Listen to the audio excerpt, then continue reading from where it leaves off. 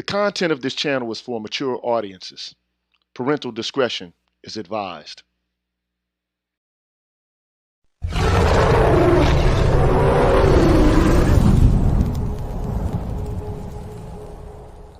You're tuned in to the Green Gorilla channel. Please make sure to like the video, subscribe to the channel, and hit the bell notification button. And please, feel free to share the video. Thank you.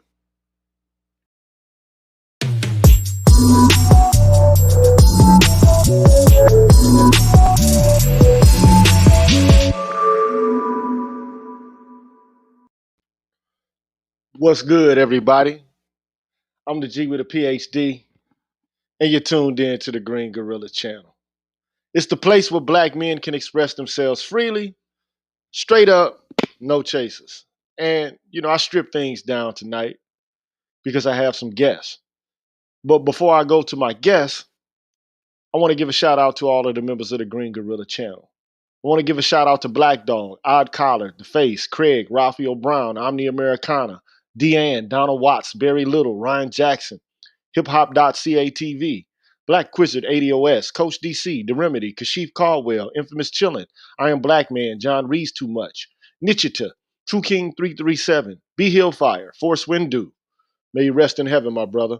Mr. Blue Collar, Urban Nomad, Barnolas, Kyle J. Sura, I'm Just Jules, The Book of Ronin, Ab Media 83, Damon Harris, Brian McMurray, Mr. Lou Neff, TD Hip Hop Media, Drew Main, Shop Talk Live, Mr. Heat, Afro Analyst, NEU, Ronan Martin, Isa Abdul Zahir, Sir Anthony, Deshaun Nolly, MLR, Charles Rogers, Universal 178, Blacksword 404, Rashid Barnes, Aaron Smith, DH, C Truth the Revelator, Gold Professor, The Nameless, Protagonist, Black Pill Net Stark, Arthur Unknown, Dr. Tiasan Johnson, Brian Williams, Kalon Chakala, Sherrod Martin, Ricky Dawson, Cedric Bowman, True 7360, BK Born Shaheed, James Washington, Hostile Adept, Seven Coast Dojo, W. Pierre 1, Rogish the Billmonger, I Care, BGS Ibmore, Marvin Battle Jr., S. Haywood, Dragon 59, Supreme Ibmore, Adrian Hicks, Jay Bailey, Mr. Michi, Mo Mal, William Ruffin, and Asangwa. Thank you so much for being members of the Green Gorilla channel and all the support and the help that you've provided me over the months that I've been here in YouTube land, which I like to call the matrix that you like to forget is the matrix. But having said all that, I want to bring in my illustrious guest to the show, Sanddog, and the Nameless Protagonist. What's going on, fellas? Yo, shout out GG. What's going on with you, man? Ain't nothing going on, man. It's the same old thing. Ain't nothing changed but the oil and the range. What's good? Boss, Long can you guys hear time me? no hear, dog. Nameless. What's good, Nameless? How are you, sir? I cannot call it, man. Just enjoying my day off, family. To the chat, os. To you guys, os. Okay, man. Well, I want to give a shout out to Cat Scratch, uh, Amin Ra, Victor Solomon, Damon Harris. I see you in the house. Chaos Rain. He's in the crib. So, the name of the show today is Military Science, Martial Arts, and Utilitarianism. And so, I'd like to get, and Sandog, you're the one that wanted to have this conversation in this setting. And Yes. I want to know what provoked you, not provoked, I think that's a little bit of a The motivation. unsettling term. Yeah, yeah. What caused you? What prompted you to want to speak about these issues, and what connects them together? Well, the thing is that when you're talking throughout the manosphere, a missing component that we have as men, as what you and I talked about before, was the component of martiality, Oh right? yeah, yes sir. And from martiality, what that helps you do, it helps you to develop different schools of thought and how to approach things in life. And so what I've noticed is that those of us within the sphere that possess martiality, whether it be myself, the Nameless Protagonist, Angry Man, Officer Charles Faulkner, we have a way of speaking that rubs people the wrong way. And so what happens is that we were like, man, we need to talk to Gigi to find out how could we better word these concepts or communicate these concepts, again, across the manosphere where it would be digestible to other groups of black men who are outside of the realm of, again, who are outside of the realm of martiality, whether it be military science, martial arts, law enforcement, etc.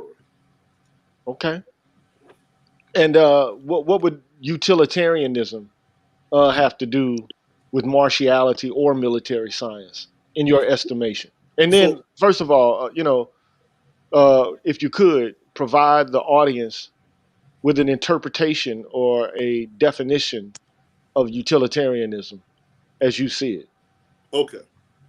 All right. So, utilitarianism, again, as I see it, right? People will say that it's a normative of ethical theories that prescribes actions that maximize happiness and well-being for all affected individuals. And so the way that I see it, let's use politics as an example. When I was talking to many men in the sphere, so the way that I see it is that politics is a lot like your diet, right? I understand that chicken breast is protein. I understand that Brussels sprouts are vitamin K, right? And I understand that, collard greens are these particular nutrients. And so what happens is the way that a lot of us function is that we become zealots within particular schools of thought instead of staying flexible philosophically, right? And so when you're not flexible philosophically, you lose freedom to maneuver. So in the military, especially as a scout, that's what you want. You always want the ability to have freedom of maneuver. So when you get locked into any particular ideology, you lose that freedom and the inability to use things that could be at your disposal to change your circumstance, right? So uh, my first thing would be politics, for example. So when you look at the Republican versus the Democratic Party, and so for me, as you know, Gigi, I've been a long time Republican, and I would tell brothers, especially back when the presidential election was going, I would tell black men that, again, I'm not telling you to love them. I'm not telling you to carry this guy to the sky, but I was saying that Donald Trump would fall under audacity, which is calculated risk politically, right? Because what does Donald Trump offer African American men? He offers you the ability to cut yourself out of intersectionalism, right? So if 80% of African American men have voted for Donald Trump, now now as a result of that, you may have or we may have removed ourselves away from intersectionalism, and that would have given us an ability or a new ability to establish freedom of maneuver and to develop a more African American based politics, right? And then and then and so and when you bring that up, what happens is, and I know I'm jumping concepts, right? And when you bring that up, what happens is they'll immediately jump into the coercive side of force, right? Or the hard power. And what I'm trying to tell a lot of brothers too, simultaneously, is that on the other side, you have things that are working against you as well. So you might see one side as hard power, but the other side has soft power, right? And soft power is when you use preferences in order to sway people uh, to your side. But when you look at the other side of the house, a lot of the things that fall under soft power may not be consistent with what you're looking for in terms of rebuilding a community, right? So things like abortions, which may cause many of us to come up missing, or some people may argue, certain alternative lifestyle philosophies. These things may not be conducive to what you're looking for community wise or the stances on child support laws. So this is what I'm getting at in terms of, thinking within a thinking within lines of martiality, military science, or philosophy, and the use of utilitarianism as an ideology. Okay. Um, Nameless, you want to weigh in on that, or would you like to reserve your comments until we continue deeper off into the conversation? I would rather reserve my perspective on utilitarianism right now because, to my understanding, it's kind of like a Venn diagram with people's viewpoints on what that actually means and how it could apply to martiality. So I want to flesh the idea out a little bit further before I really put my input forward with regards to that. Okay, well, I've taught ethics before, so I'm quite familiar with the concept of utilitarianism. It is a normative ethical theory. In philosophy, we call it a hard universalist theory, meaning that if you want to attain uh, the right action or the way in which to arrive at the right action, then you follow a specific kind of principle. Okay. In this instance, that principle is utilitarianism. Now, whether you know it or not, utilitarianism is based on hedonism. Okay. Mm. And hedonism is a principle uh, that is directed towards attaining or acquiring pleasure. Okay. And it's a hedonistic, hard universalist, normative ethical theory which proposes if you're going to perform an action that's morally upright, okay, you have to choose that action that will maximize pleasure and minimize pain for the greatest number of persons that you possibly can. Okay? This theory was developed by a philosopher by the name of Jeremy Bentham during the era of enlightenment. Now, there's certain criticisms that could be levied against utilitarianism, but it's one of the big, hard universalist theories that you'll find within the domain of ethics. You see it everywhere, okay? Particularly in the military, because, I mean, say, for example, you are at war, you have a platoon, and in order to save the entire platoon, you have to sacrifice the life. How many people are in a platoon? 28, 30? How many? 30. 30 30. people. So you have 30 people in a platoon. All right. In order to save the lives of the entire platoon, you have to risk the lives of two members, or for the most part, sacrifice the lives of two members in order to save 28 more persons. Then, as an officer, one could make the case that it is a morally upright choice for a captain in the military or in the army, for that matter, to sacrifice those two soldiers in order to save the lives of the vast majority of members of the platoon. And if he doesn't do that, then he somehow has performed a vicious action, right? By failing to commit himself to choosing that action that would sacrifice, not sacrifice, but which would maximize happiness and minimize pain for the greatest number of persons. He would have done something immoral. Okay, so that's the way utilitarianism works. Okay, uh, now as it pertains to military science, that would be something I think the Sandal could help me with a little bit more than I could.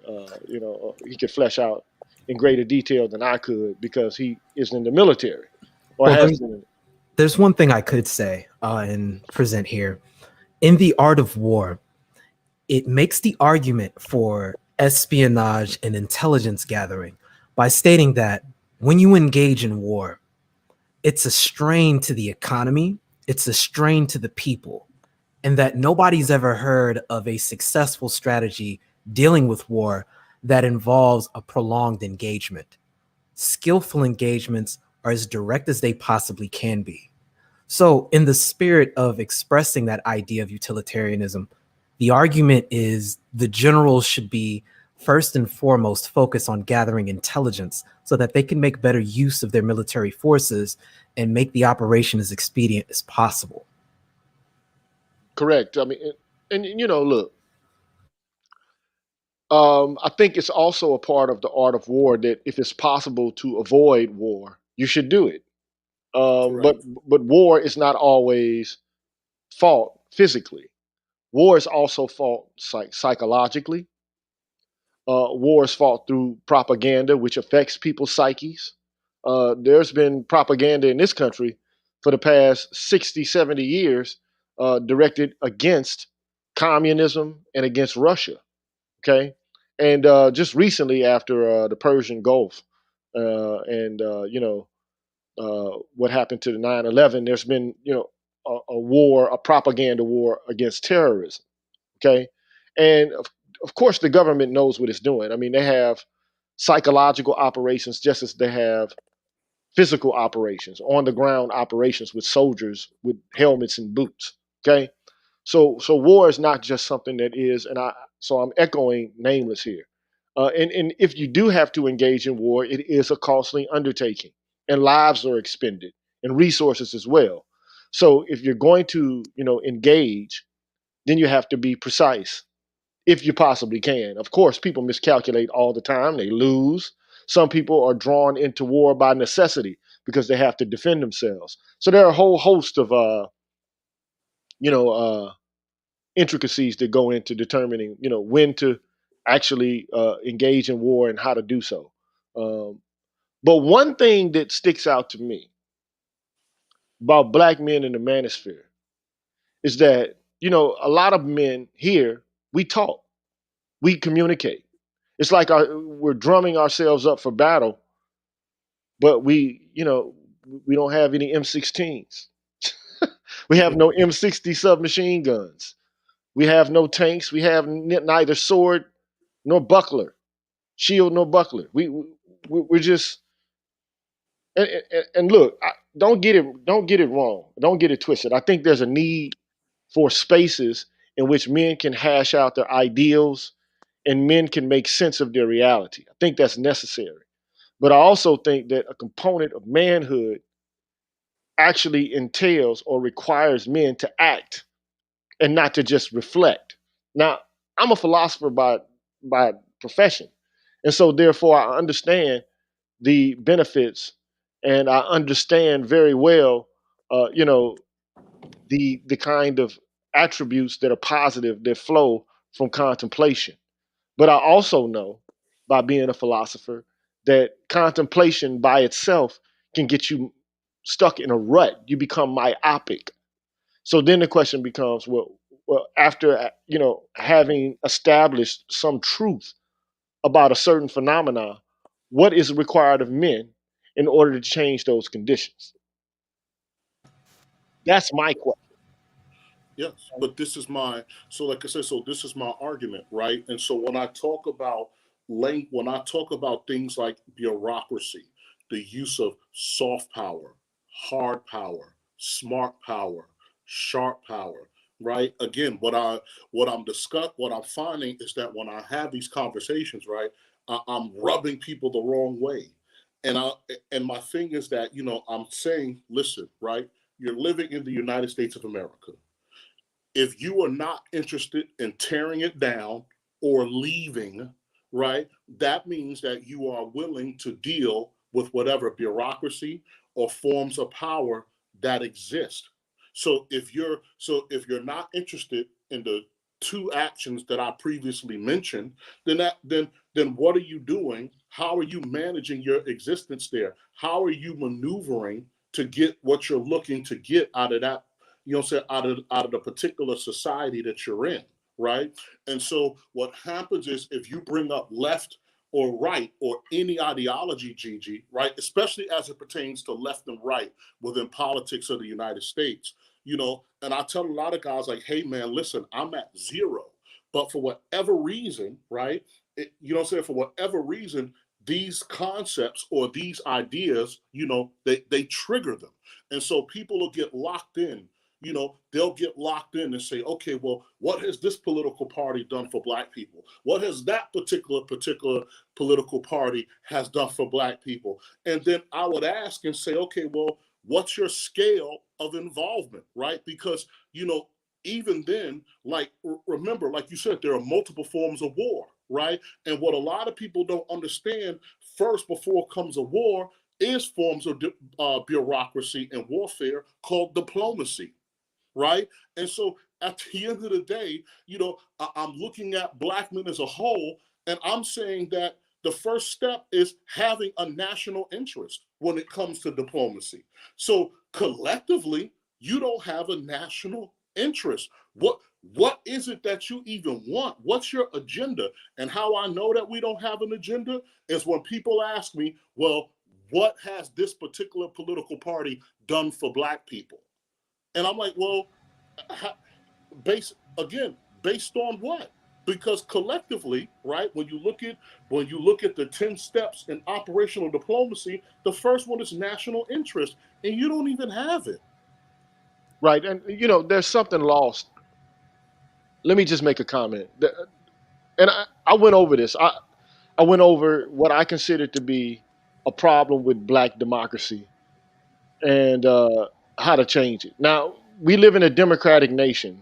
Uh, so to speak. I mean, in name, that's what it is. We live in a democracy, okay? Um, People vote for elected officials, and they vote for policy initiatives in various referenda uh, from time to time. It all depends on the state or the municipality, but it does occur, okay? Um, but I've tried to explain that voting by itself is supposed to be the endpoint, the decision making process that takes place after deliberation and other means by which to influence policy have already taken place. It's not the starting point, it's not the summum bonum, it is not the perfect expression of democracy itself. So, I mean, but Black people are so consumed with this idea of voting that they lose sight of the fact that voting in and of itself is not democracy. That's the end point of it. Okay. Now, you having the right to vote gives you a certain, set of powers that other people in the world do not have, uh, for good or bad. But I think that Black people are preoccupied and think that they are actually performing their civic duty merely by voting. And this is the way that various technocrats and bureaucrats actually want the political process. That this is how they imagine it to be. There are a number of thinkers who have basically articulated the idea that the average citizen is not wise enough. They're not astute enough to make competent decisions about what direction the country should go in on any different matter. I mean, because they're not experts. And so it's best left up to those people who have expertise and who know better. Uh, they're the ones who should be at the helm. And yeah, In martial arts, and I suppose this is the perspective I can speak on, or will be speaking towards, we call this understanding the meaning behind the movement. It doesn't matter if maybe you have a technique that works. If you don't understand that the reason why you're practicing that punch is not to hit the target, but to end the fight, you'll miss the meaning behind why you're doing something. And it's a very easy thing to get caught up into because of the hours of repetition you spend doing that. And you can only do this predicated on the first frame of reference you have as to its meaning. So if you're not given the bigger picture to recognize what the overall goal is, then it's very easy to get caught up in that final last moment. There's a concept in swordsmanship we use that describes the mind standing still and being caught in the action. And as a result, you lose the flow. If you get so caught up in that movement that you lose focus on what's going on around you, you're not going to be able to react to any changing circumstance.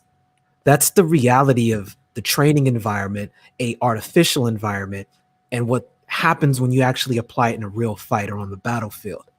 You are constantly in a state of surmising massive amounts of information so that you can anticipate what happens. And this is the value of experience.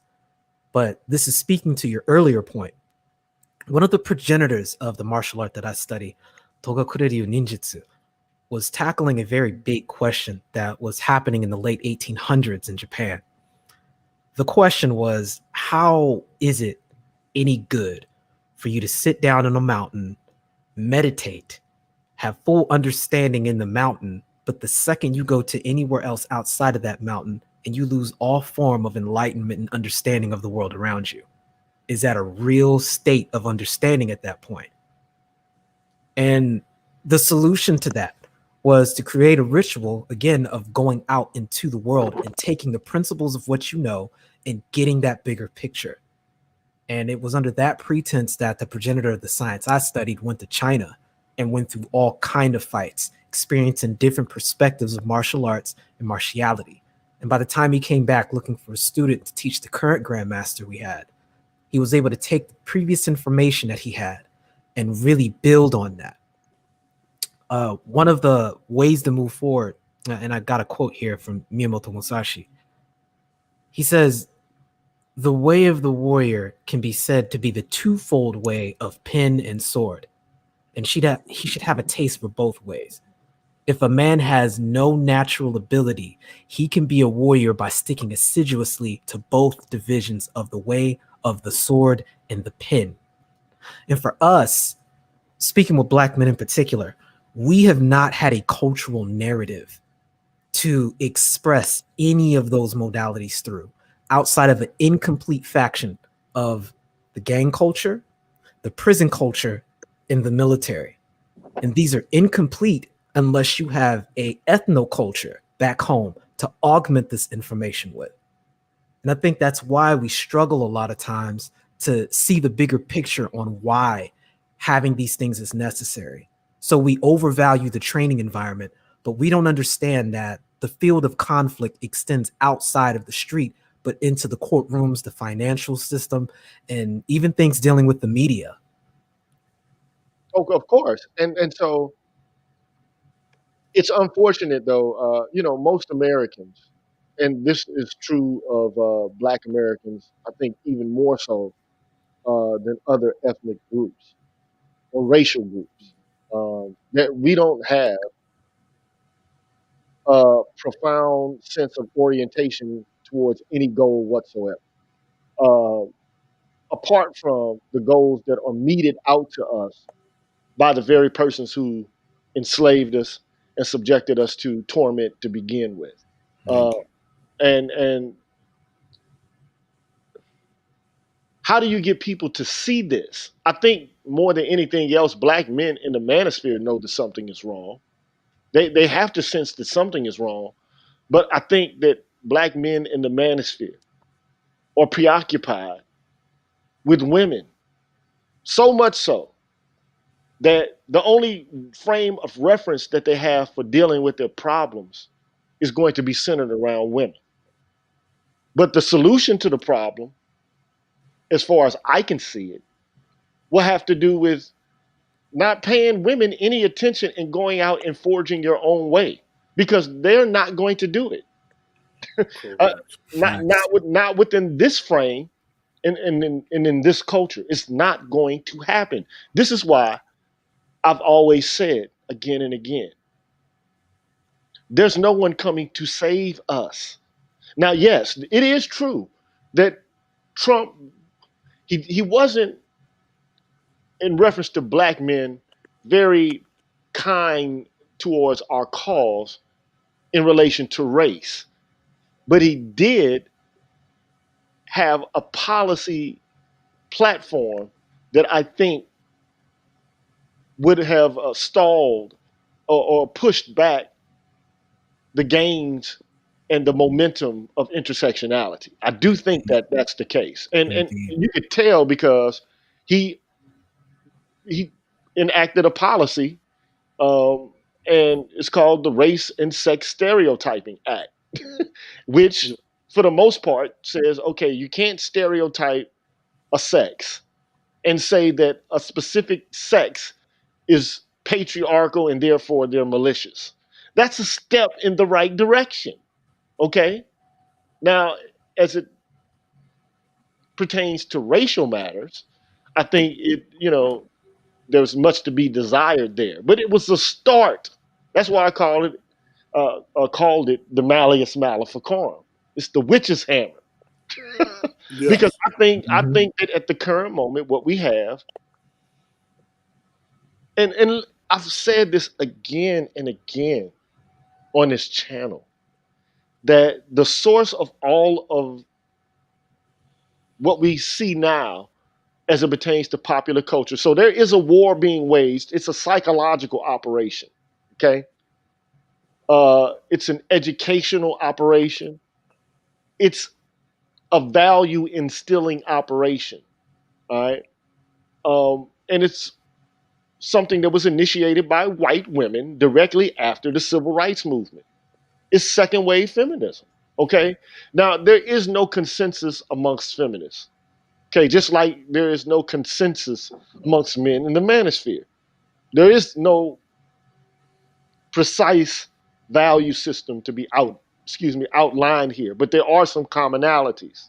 Okay. We think that the family system, the family institution, the way that it is currently constructed is in shambles, right? We think that. We also think that black men and the development and growth of black men as viable, functioning, thriving members of the United States culture is lacking. Okay. So those are two things I know right there that we all agree upon. Okay. So it's not going and finding disagreements or points of contention, Thank you. but it's about finding commonalities. See, one thing that men do, and men are good at, we're good at analysis, we're good at breaking things down. Okay. But what men are, especially men who aren't artists, they don't have the capacity often to group things together, to use their imaginative and their synthesizing faculties to put things together. Okay.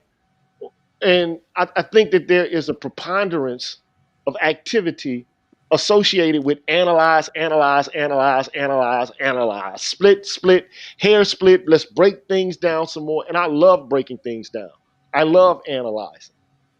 But I also know that, okay, after you've broken Humpty Dumpty down and, now his outwards or scattered all over the sidewalk, you are charged with the responsibility of putting it back together again. And in order to do that, you have to see how the various pieces of the puzzle, which have been fragmented, how they fit together. Okay? How do you build it back together? One thing I know about men throughout the course of history, they have always, if they're successful, any group of men, they've developed institutions where they can argue, after which they decide, after which they act. There is no advancement, there is no success, there is no progression without that process. None. Yes. There But will never be. It in the military, in the doctor's office, at the at the church, on the gridiron, on the court. There is no movement without action. Okay. Now you can, let's say for example, I'm a coach. Okay. I'm teaching my team how to implement a strategy, and I'm coaching them on how to implement the strategy. Okay. But when it comes to game time, those players have to play. They have to forget all of the thinking, and they have to play the game. And I think that more than anything else, we don't think we have to play the game. We think discussing the game, having ruminations about the game is enough. It's not. but And that's the thing. So for example, like we were talking, right? And I was on the panel with BGS, and I was talking about the understanding and the uses of, even for us on the battlefield, there are uses for diplomacy and bureaucracy. And I said the way Black America thinks is, I stand at 6 feet even, right? 240 pounds. So what Black America wants Sandog to do is they want me to stand toe to toe with the man that's 6'7", 310 pounds with 80 inches of reach, right? And they want me to get beaten into a bloody pulp, right? So people could put their hands on their hips and say, well, you showed him, right? So when you're dealing with an opponent on a martial arts level, right? When you're dealing with an opponent who's superior to you in physicality, right? And who's superior to you in physicality, even then, just like I would have to do on my tank, you'd have to negotiate the terrain. And the terrain is not going to be always be what you want it to be. So if I'm on my tank and I find myself on a 75-ton vehicle and I'm rolling up on dense forest, right? I can't get angry and pound my fist and say that, okay, well, it's not fair. To your point, I'm going to have to think about how to negotiate the terrain and then turn it into decisive action. So if I'm fighting that man who's 6'7", who's larger than me, right? One of the things I want to do is I want to take away his base, right? And if I take away his base, if I can take away his base, right, then, in Brazilian Jiu-Jitsu, we have something called the guard, right? I understand that my guard is not good enough, or I'm not big enough to wrap my legs around the trunk of his body to stop him from sitting on my chest and beating me into a coma. So what am I going to do, right? I'm going to look to take my guard and put it around one of his limbs. So that way I could use a lock of some sort, or the best case scenario is that my guard is around his neck and I can completely control his body. But you know what I'm saying? But for us, like I said, we don't understand the fact that, again, bureaucracy and diplomacy is a constant, whether it's physical, to your point, right? Whether if it's physical or cold. And what Nameless was talking about earlier, and what I'm trying to tell people is that, again, it's called intelligence preparation of the battlefield, right? Which is a systematic and continuous process of analyzing the threat and environment in a specific geographic area, right? And the 4 steps are to define the battlefield environment, describe the battlefield's effects, evaluate the threat, and determine the course of action. So when you and I, Gigi, got together to talk about the 8 activities of life, what I was trying to tell Black men was, what you cannot do. And in this particular climate, you can't just go and walk somewhere and just throw up racism right out of the air, because you live in a society where there are different types of people, whether you like it or not, right? And so if you're looking to change something, also in the world of business is something called change management. And the first thing that you need in change management is that you have to get buy-in. Right? And so for me to put my hands on my hips and say, I don't like group A, B, C, or D is not going to get me anywhere. So now I'm looking at the 8 activities of life. And you want, let's say, for example, you're looking at finance and economics, right? So instead of just saying racism, okay, I understand that Congress determines fiscal policy. I understand that Black America has little to no banking infrastructure. So I understand that on some scale, I'm going to have to engage both Congress and the Treasury Department, right? If I'm looking to change the course of my people. And, so as opposed to jumping up in Congress talking about racism, maybe I want to use terms like mercantilism. Right? Again, mercantilism exists, as we know, is that when there's a trade imbalance, right?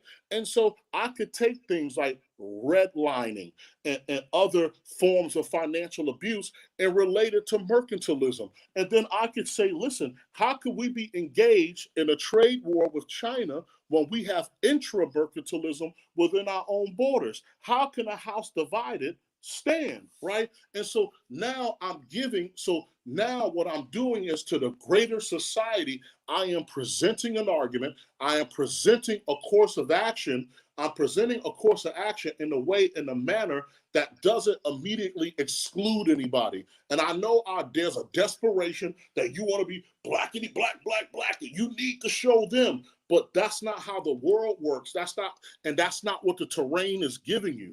And so the reason why I'm here, Gigi, and when I talk to Nameless, who's sick of me now, period, right? My argument is that Black men understand these concepts in all other areas of life, right? If we're going to talk about a football game, they understand take what the defense gives you, right? So if the defense is going to constantly give me that 14-yard slant route or whatever it is that I'm running, I'm going to rock that until I get in the end zone. Or, or when they back away from it, I'm going to use that to exploit that defense somehow. And so where I'm tripping, or where my frustration is, Gigi, is that Black men understand these things, to your point, when it comes to betting a woman, when it comes to sports and entertainment, but in regards to development of martiality as a discipline, in regards to politics, bureaucracy, and diplomacy, I feel like I'm talking to a wall. Yeah, okay, go ahead, Nameless. I saw you take a breath. Yeah. There's a lot I want to say on that, especially to you, Sandog. But I'll Yeah. paraphrase it with the simple axiom that I hope catches on in the sphere. If white supremacy is a religion, then the gynocracy is a cult. And what people need to understand, and here's my controversial statement of the day that is going to likely offend people on the playback. I believe individuals that are classified as Black, as we understand, ADOS tribe here in the United States, I believe we are the first modern examples of human beings who have been subject to artificial selection. And I don't think we understand how profound it is that we're one of the only groups of people in recorded history who have had all traces of our ethno-culture not only just hindered or muffled, but utterly and completely erased and replaced with values coming from the plantation dynamic. And this is important because all of these things you describe, Sandog, indicate a group of people who have formed under a controlled environment.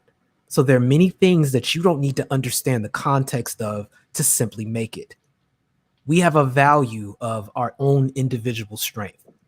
This is like what happened to human beings before the development of skills and techniques.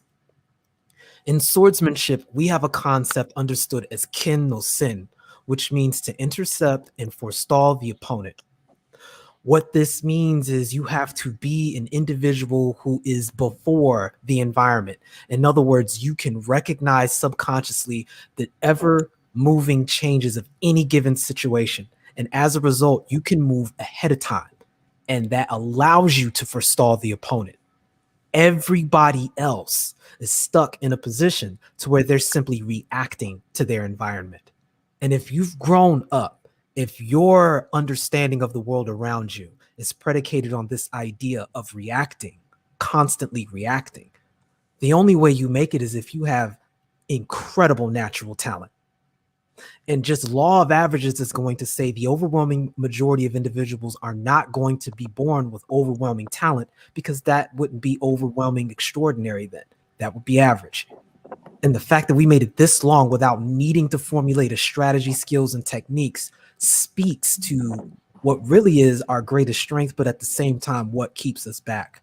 We got this far without needing to formulate a culture, specifically a warrior culture, because it's through the values of the warrior culture that you get your idea for justice. And if you understand that a group of people can't function without this word justice, then you're never going to pursue anything in the direction that you're saying right now. Yeah, And- yeah. Oh, Go ahead. Yeah, go ahead. No, you go ahead and finish your thought.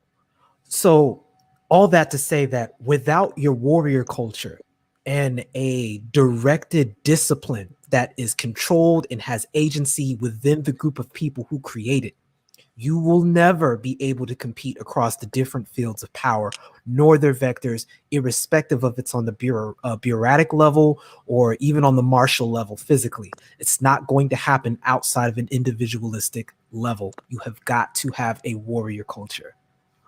But you know, though, a warrior culture in and of itself, through obligation of internal consistency, it requires hierarchy. Correct. Facts. Not only does it require hierarchy, it requires discipline. Correct. And not only does it require discipline, it requires a strict set of rules which mete out who is supposed to be relegated to a position of status or someone who's just supposed to obey. Now, here's the problem. Now, there were various men in the 60s and even before, especially men who had gone to the military before, okay, who have proposed to form or who have actually formed organizations with hierarchy designed to create a martial culture. Okay, black nationalism was a movement in that direction, but it was summarily rejected and nullified. Okay, by the alphabet boys. Shout out to intersectionalism. My goodness.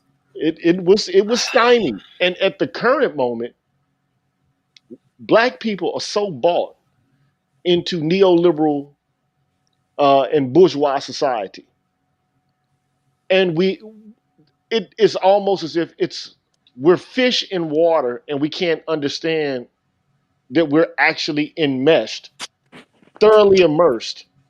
I shouldn't have used those words, but we're inculcated into a value system, and I'm kind of concurring with Nameless here, a value system that is foreign and that doesn't lend itself towards mobilizing and doing anything to rectify a group of people who are actually oppressed. Okay, because at least people understood prior to the 60s that, okay, we're a group, we're oppressed, this group condition obligates us to unite and to develop a strategy. But their strategy ultimately was to be accepted. Facts. Yeah. It wasn't. Facts. It's never been to flip the opponent on its back. It's only been to coalesce with a group of people who made it express that they don't want to coalesce. Now, but to Sandal's point, you still have to be engaged in a, a struggle to get your way. But the problem is that we don't even have a way to go. We are wandering, like you said. We're responding. We're it's also, referred to as reacting. All we do is react. We react, we react. You can't get your bearings by reacting. Okay, it's like going into a football game without practicing. I mean, you might have the most physically talented group of men on the gridiron or on the basketball court, but how can they perform against a group of men who've been training and practicing to play the game? Facts. Correct. So, it's often been said that men are competitive, okay? And men are. But men are the most competitive, or any group of people. It also requires cooperation from women, okay? Because primarily what men do is they create the conditions in which they can issue martiality to sustain a community of persons. And a community of persons can't be sustained without men and women actually working together, okay? And we see the effects of disharmony and discord everywhere around us. We have human beings who are damaged, human beings who have ideals and thoughts only about serving themselves. So we're committed to being self-indulgent. That's our commitment. And being the top dog or being the big fish in a little pond. This is our mentality. And I don't want to make a reference to the fraternity, but there is a statement to the stars. Like if you reach for the stars, you might land on the moon. Do you get what I'm saying? So you can't have small goals. You have to be overly ambitious, but it has to be ambition with a purpose. Okay? And unfortunately, our goal in this culture, let me make a reference to a character who's popular in the manosphere right now, or at least has borrowed many of his talking points from the manosphere. Kevin Samuels, okay? Take him for instance. What is the designation of a high value man? It has to do with money and networking within the confines of what? The American neo-capitalist bourgeois system. Okay? That's what AKA a high corporate America. corporate success in corporate America. But that's not yeah, but again, like but this is what I'm trying to say, right? Remember what we were talking about, right? So like for African Americans, when you're talking about freedom, right? Life, liberty, and the pursuit of happiness. And again, a lot of people will hear me bring up the factors of production and economics, which is land, labor, capital, entrepreneurship, and at the center point of it is family, right? So remember, the family is the cornerstone to every institution. So if the family is broken, any private or public institution that it may exist in that society to some extent, you know what I'm saying, will be dysfunctional, right? And so when you talk about, so for me, and look, I'm not here to fight people, whatever. For me, somebody who is a high value man is invested in controlling his environment. Because remember, Gigi, what you and I talked about when we first started talking, what I can't comprehend is that again, if you go back to damn 10,000 BC, Africa is an extraordinarily dangerous place, right? And it has always been mysterious because one, it's difficult to get to, and then once you're there, it's very hard to live, right? And so at the end of the day, if we negotiated that terrain, right? Hey, saber-toothed tiger is gone, but you're still here. Woolly mammoth is gone, but you're still here, right? The leftovers of the dinosaurs, which will become legends of dragons, right? You're still here. And so what I don't understand is that within our particular group of men, if you if you are direct descendants of people who have participated in Bantu or Neolithic migrations and have gone out and subdued the earth and imposed the environment, right? So a saber-toothed tiger, God knows, is probably what, damn near 1,000 pounds worth of muscle, right? And sharp claws and teeth and everything else. And you subdued that creature. You went from that to air conditioning to video game consoles and NFL Network, right? And now all of a sudden, and again, Nameless, don't beat me up, right? I get it. I'm still learning, Nameless. Please don't put your hands on me, right? I'm still getting there, right? And now all of a sudden you get to the spaces and everything that we're at now, and these things are just foreign concepts. And I know, and Gigi, and that's why again I'm coming to you humbly, brother, because what I don't understand is that how come we grasp these concepts as it pertains to hedonistic desire, how as but we can't grasp these concepts for other areas in life, right? It just, like I said, it doesn't make sense. It doesn't make sense to me. So again, you can't just simply say racism in a vacuum. You're going to have to look at the 8 or 9 activities of life, and then you're going to have to pull out the phenomenon that you're actually experiencing. Because you got to remember, racism, in a sense, is like HIV or COVID, right? It, you know what I'm saying? It that in and of itself, by itself, is not what kills you. It's something else. So if my community is suffering from mercantilism, right? Racism has weakened my immune system, and I can't fight against mercantilism. I can't fight against miscegenation. I know I'm going to pronounce it right, and so I can't fight against all these other forms of. I can't fight against, my body can't fight against all these other forms of oppression, because this may be what's weakening me, but ultimately, if you look at the battlefield, it's not actually what's killing you, right? And so, and that's all I'm saying. And so, what I'm saying is that, again, we can recognize this stuff because, to your point, Nameless and Gigi, I hear martiality and gangster rap music, right? I hear it when dudes are talking about sports, but how come it's a difficult concept for other areas of life? So on the plantation, the goals were to exist and get the bag, to if you were designated as an individual to do so, to breed and produce children for the slave owner.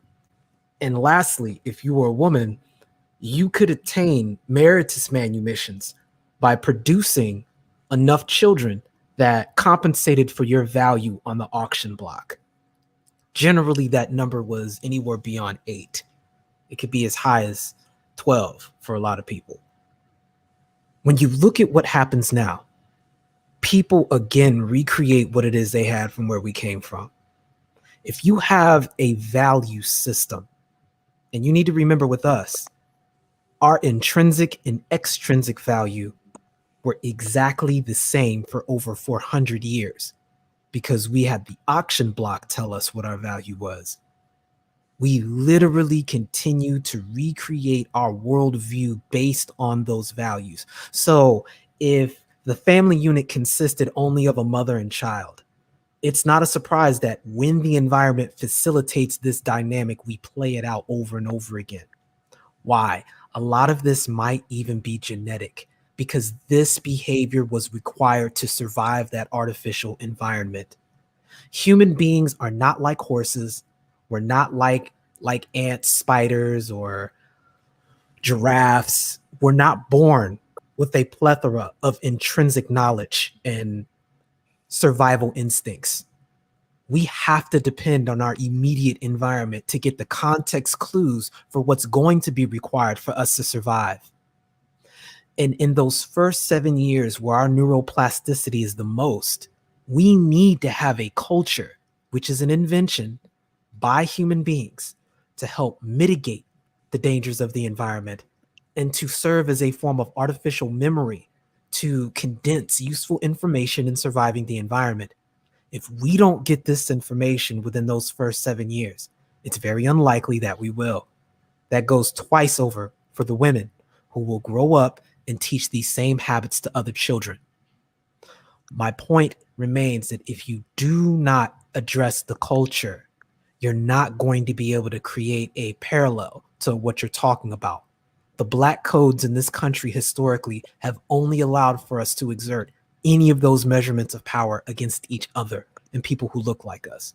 We have not, in the last 400 years on this continent, enacted any sort of imperialistic agenda on anybody else but ourselves. And even still, the gatekeepers to that power were the same individuals that were there on the plantation, which by social dominance theory points to be black women. It got so ridiculous that it was even illegal for us to read. But certain black women would be allowed to read so that they could teach other kids' children on the plantation that, specifically the slave owners' children. And this is important because they were not the focus of all of the negative dynamics of oppression. Black men were, on all measure, required for martiality to even form. Black men have had a habit, have had a culture where you were literally punished for that. What we have to do is undo that genetic memory, starting with the children. And there has to be a form of separation that goes along with that. Black Guru, who's very known in this space for saying, black women need to give the boys to the fathers, period. You see this as a tradition in other cultures that didn't happen for no reason. If you do not address the culture, if you don't address the worldview at the onset, you are going to recreate what you started from. Case in point, every other group of people bring with them some aspect of where they came from, and they use that as a stepping stone to create a down payment for power wherever they get into. Best example I can think of right now would be the Chinese. Okay. Well, here's what I'll say about this, man. So there's a group of scholars that, I try to turn people on to. One of them is Joseph Campbell. Okay. I don't know if you've ever heard of Joseph Campbell. Yes, I have. Yes. I like him because he starts off, I think, where Nameless starts off. I mean, the idea is that in this culture that we live in, okay, but to be perfectly honest, and let me just make this admission, this same phenomena is going to happen to white people more, more prominently as time moves forward. They're already suffering from the same effects as black people, but we are the canary in the coal mine. Okay, Agreed. Yeah. there's social enemy. People don't know where to go or how to express their malcontent with the culture in which they live. They feel powerless. To them, power inheres in being able to buy something, to take on a loan. That's Yeah. power to us. The power to buy. And unfortunately, women have also bought into this. If and that's why I use Kevin Samuels as a point of reference, because I know people in this space understand it. Okay, um, what do women want? They want a man who's making a certain amount of money. Okay, now what does that man have to endure, and what kind of training does he have to go through in order to make that kind of money, and what kind of enculturation, right, does he have to submit to in order to make that kind of money? Okay, he has to become a professional in an environment where most people who look like us can't become professionals, precisely because they don't have the networks and they don't have the education in order to actually compete in those domains. Okay, but in addition to that, the spaces where men are professionals now, it used to be a domain governed and you know presided over strictly by men. Okay, it wasn't until relatively recently that women had begun or have begun to enter into these spaces. I'm talking about Fortune 500 companies. Women were there, but they were there serving an ancillary role. They were like secretaries and things like this. Okay, they weren't CEOs, they weren't COOs and things like that. Okay, or CFOs. That's what I meant to say, and COOs as well. But these environments have now been shaped to such an extent by what I would consider to be women who are imposing values of effeminateness on the people who exist therein. You can't even get a martial man who's a bread earner anymore. I mean, these are the facts. Like, for example, in order for you to become a professional, you have to look a certain way and dress a certain way. Okay. Typically, you get dressed up, you put on a suit and a tie, or a jacket or a tie, or whatever the Yeah. case may be, and you look like a metrosexual. You sit in an office building with air conditioning. You're not dealing with the environment. The environment is artificial, is created for you to be comfortable so that you can do the professional work. And how do you become a trained professional? Well, you go to college, you jump through a series of hoops, you gain a certain amount of certificates or, you know, indicators of mastery. But for the most part, the educated individual in America is the person who has been trained to endure boredom and to perform tasks diligently without questioning why he is actually performing those tasks. Hmm. This is the state of the condition not only of black folks, but the entirety of the professional class of persons who work in this country.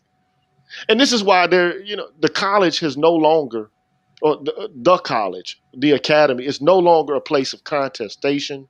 It's not an incubator for new ideas, avant-garde thoughts. It is the proselytization of a certain set of values. And in this culture, man, those values are centered around everyone being nice, everyone doing the best that they can to make sure that everyone is comfortable at all times. There's no strong personalities. And then also there are administrators and paternalistic curators who make sure, or referees who make sure that people aren't offending others. We have reached a point, I think, of American Stalinism. This is where we are. We feel it all around us. It's there. It, it is there. Well, in that the plantation model being rolled out worldwide by way rather of modern society, essentially making the role of the male redundant through technology and the government providing a material role in that. But the role of the male is redundant insofar as society has established a safe place. Right. But safe places, one thing about the world is that it's precarious. Hmm. The conditions are changing. Nothing's guaranteed. The history of mankind is such that the greatest civilizations rise and they fall. I mean, look at Egypt or Kemet. This was a civilization who thought so much about its own permanence that they erected edifices that still are here. I mean, magnificent, grand architecture, not built to be or to exist, for 100 or 200 years, but to exist for millennia. That's the way they perceive themselves, as being able to persist. They fail. I'll guarantee you the average Egyptian citizen would never have thought that society would unravel at the seams. Okay? Rome, okay? The Grand Colosseum. They never thought that their civilization would be sacked by a group of barbarians. But it was. Okay? The world doesn't rest.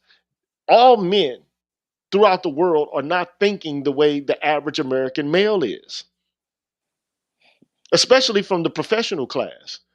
Yes. They don't think that way. They know that they're not under the illusion of, okay, well, there's no difference between men and women, and they don't operate like that. You know what's funny, Gigi? So I'm on the chat a couple of days ago, right?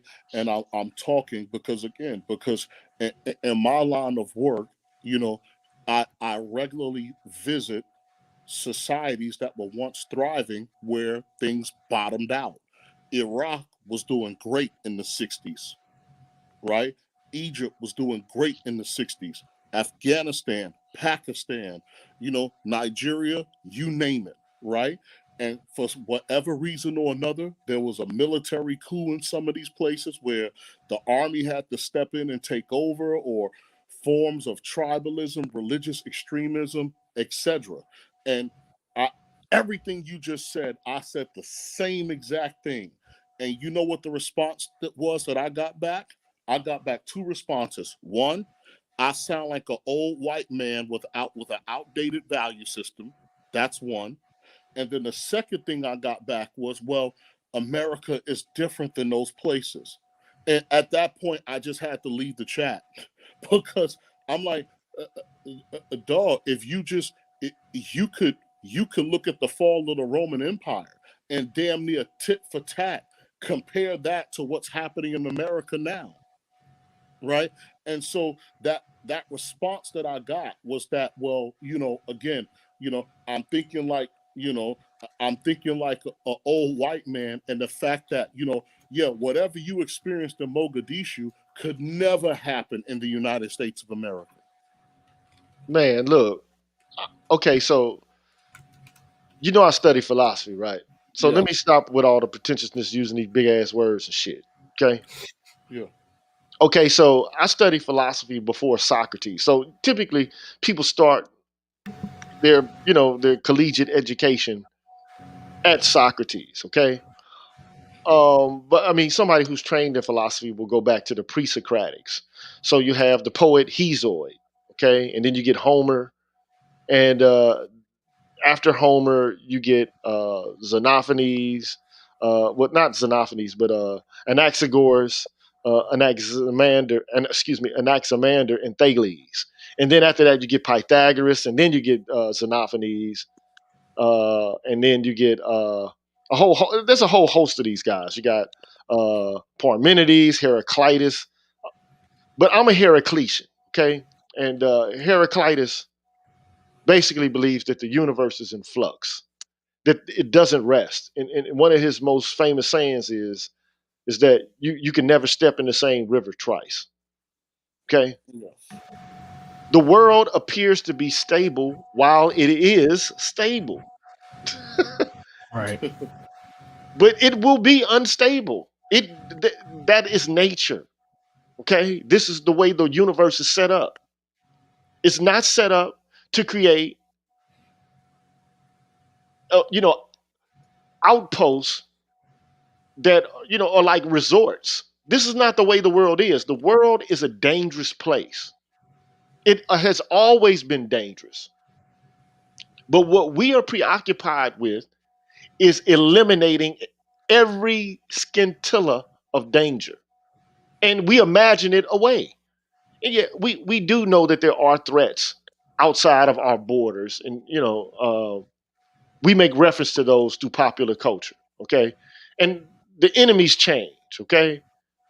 But notwithstanding the fact that we have some enemies here internally, because, I mean, think about it.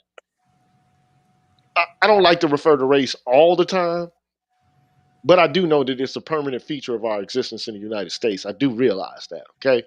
Uh, I'm painfully aware of it every time I look at my skin. I'm black. Okay. Um,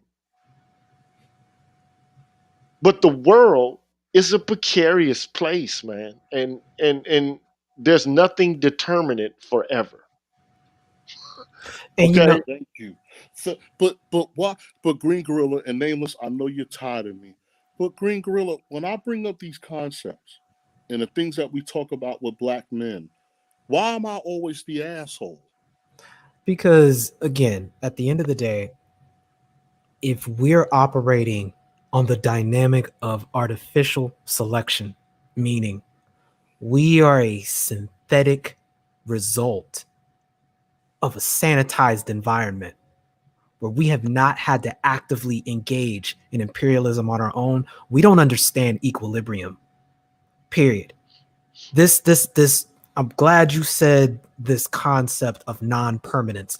Other cultures have known this for centuries. You take the Chinese, for example. How many times have they yo-yoed back and forth on the brink of destruction and came back off the strength of their absolutism? Over and over again, countless times. Facts. It's why they borrowed the concept of the yin yang, because they understand that one literally feeds and gives way to the other eventually. It's just a question of where are you in the cycle at any given time? And just like you described, what is the terrain? We never asked this question because we've never needed to know what the terrain was, because it's always been the same. And we've never questioned our environment because we don't ever need to wonder where the things in our immediate vicinity even came from. We're told that the edge of the table, goes on for infinity. And due to not having any anecdotal evidence to argue against it, we don't question that. We assume it goes on forever. This is a side effect of existing in a superpower. We don't even understand how profound the idea of the United States is, and how this thing is running on duct tape and paper clips. And how many times this pretty much came an inch within going belly under in a lot of different instances. Facts. And if you are unaware of it, it's the question of, if a tree falls in the forest, does it make a sound type ridiculousness. People have not needed to know this, so they don't. So if you don't have a cultural reference or a cultural plugin to give you the tools you need to reset everything from scratch, how would you know? This is why I brought up the illustration prior about how people literally are calibrated for the environments that they grow up into. Your neurology has a use it or lose it philosophy. If you don't cultivate the skill, guess what? You lose it. And if you go literally generations without cultivating it, it goes down the drain.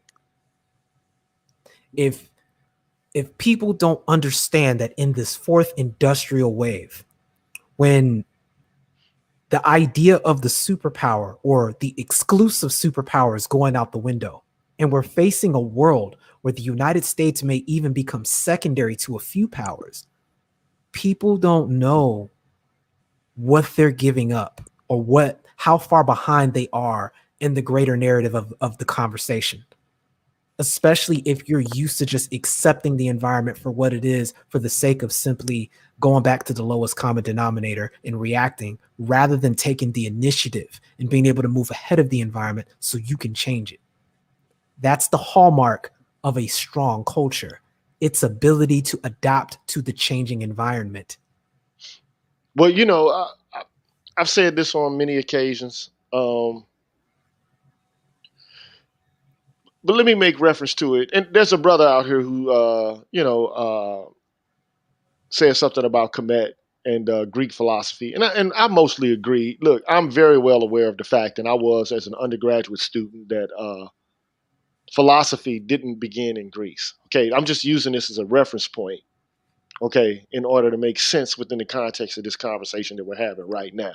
Right. But trust and believe, I've read Chiak Anta Diop, Ivan Van Sertima, Ben Yakinen, I've read Muada Ashby, I know, okay, I'm aware. I've read Georgie James, and I did so 30 years ago.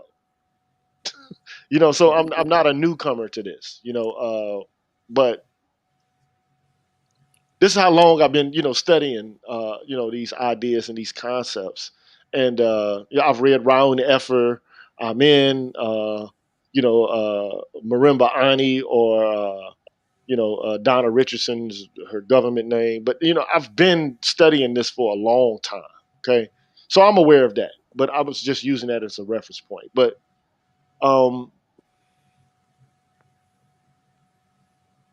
we think it's all gravy until it's not gravy. Okay, and we don't know how to respond, and we're not trained to respond. What we're trained to do is to do what the society tells us will reward us. And unfortunately, what this society rewards is consumer dandyism. That's what it rewards. Okay. Now, the consumer dandy is effeminate inherently. This is reality. Okay. Now, eventually, at some point, I'm going to do a show on this. But unless you've been to the military and you've actually faced combat, or you faced combat, if you're an athlete or something like that. But even in the context of being an athlete, there are rules. In the real world, there are no rules. When it's man against man in nature, there are no rules. Okay. But we're under. This is why, and no offense to black women out there who really, honestly, and earnestly want to see black people thrive. All of us, okay. But I've been hearing, like these ideas about, okay, black women need to lead. Lead what? Where? You want to lead us to become incorporated, amalgamated in this culture that's already decided that in many ways we're not going to be able to be amalgamated. But what power and effectiveness are you actually going to have? Look, most of the institutions in this country were formed by men who are engaged in actions of martiality against other men. That's why they were the ones who assumed the authority roles within the context of those institutions. Say, for example, the American Revolution. Well, prior to the Revolution, you had a group of men who were governing these colonies. Okay, and there were a couple of steps that the crown made that these men did not like. And what did they do? They didn't talk about it. They didn't have conversations into perpetuity. They said, you know what? Give me liberty or give me death. They took some guns and shit and they went and shot some people.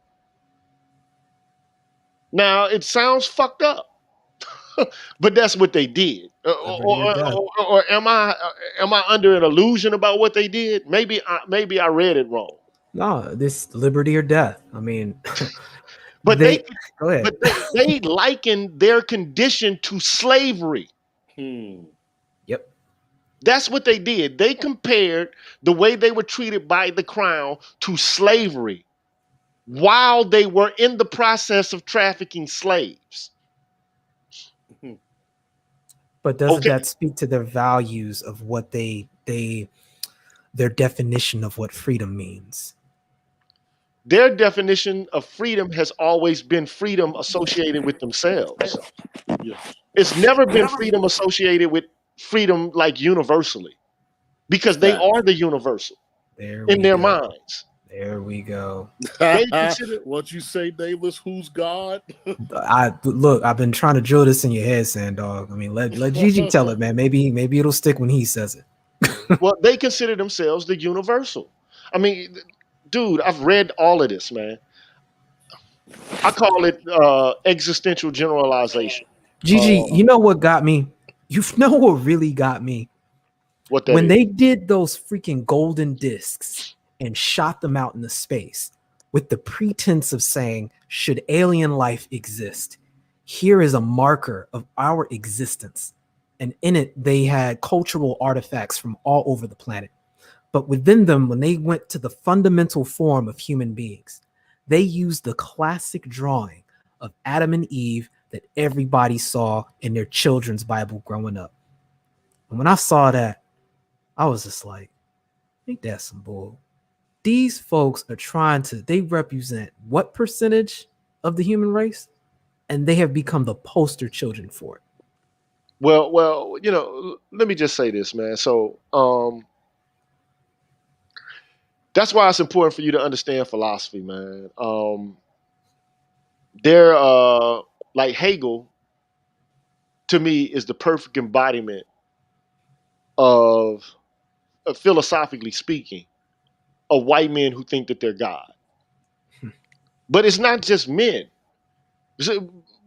But we always give women a pass as if only men are acting on the world stage. Women are always integral to men winning wars. Now, maybe not on the battlefield itself, but they operate with espionage. They put messages and bugs in people's ear. They're integral. But we don't have an ethnographic group. We don't. And that's on purpose. It's by design. It was beaten out of us. Okay? America, unfortunately, it's the repository of white supremacy, man. It is. And we say that we're moving in a different direction. Maybe so, okay? But how long? And there are different people in the manosphere who have different ideas about this. I have my own set of beliefs about this. I am a racial realist. Now, I do understand Sandog's point.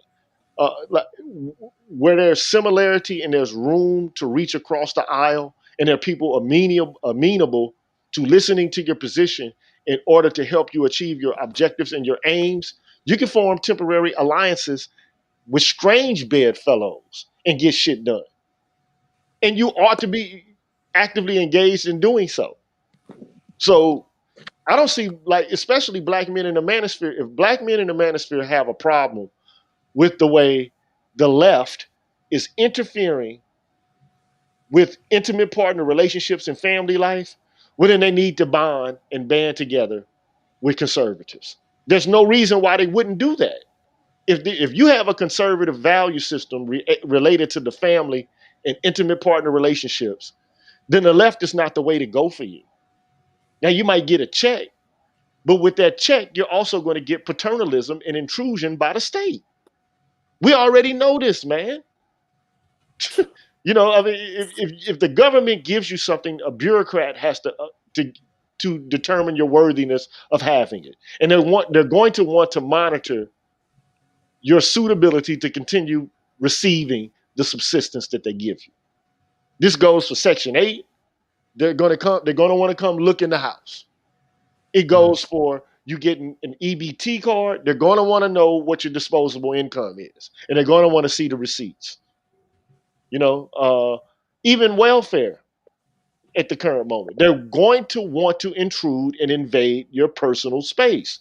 These are things that the so-called founding fathers fought against, Yes. but that they're establishing and setting up right now themselves. Okay? So I know that the more you give government the capacity to determine who is and who is not, qualified, or who meets the qualifications for receiving aid, and it's attached to paternalism, that's a foregoing of freedom. That's giving up liberty. But this is where we're headed, and even more so now than in the past. Gigi, do you think that warrants a future conversation about getting into master and slave morality then, to maybe help people form a little bit of a framework as to how maybe this can be approached, at least on an individualistic level with the manosphere, on if we can't win here, maybe we can get into the global narrative? Well, it all depends on how you're talking about the master-slave dialectic. Look, I just got through watching a television show. It's on Netflix. It's called uh, Masters of the Modern World, or Marvels of the Modern World, or something like that. There's this woman named Bethany Hughes, and she Okay. does these documentaries. And man, she's dope as hell at these documentaries, man. I'm gonna write this down. Yeah, her name is Bethany, Bathany, Hughes, Hughes. I think that's right. I'm pretty sure it is. And so she starts with Marx, then she moves on to Nietzsche, and then she drops off and lands up with Freud. But Gotcha. she does stuff about ancient civilization. She did one about the city of Alexandria. I think she did another about the Moors in Spain. I mean, she just does a lot of documentaries, but they're Yeah. well done, Yes. super well done. Like if I were to make one, which I'm trying to do, but I don't think the men in the manosphere are actually going to actually allocate the required amount of capital to make it happen. But if I were to do one, I would do it the way she does it. Just stellar production, man. But Nietzsche, what we have is the secularization of Christian values in this culture. Okay. And what it does is, at the end of the day, it creates a group of people who are meek, who are not prepared to deal with the rigors of the world.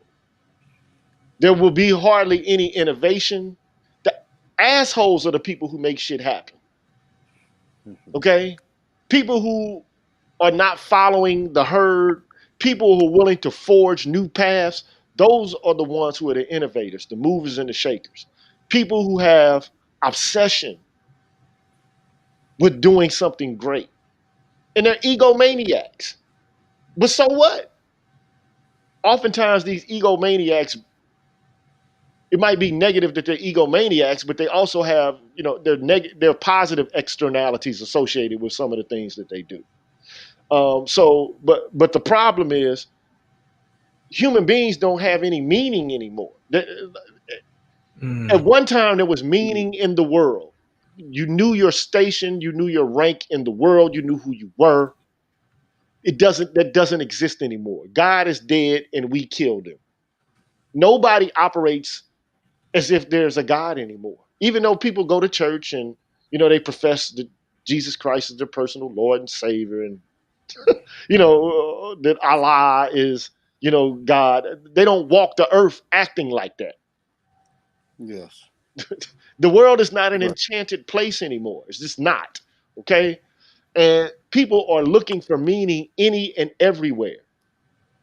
And my assumption, my guess is that now, when people want to resist and they want to fight against something because they just want to resist something's not right, the first thing they're going to go to now is what is avant-garde now. And what is avant-garde now is transgender intersectionality. Yep.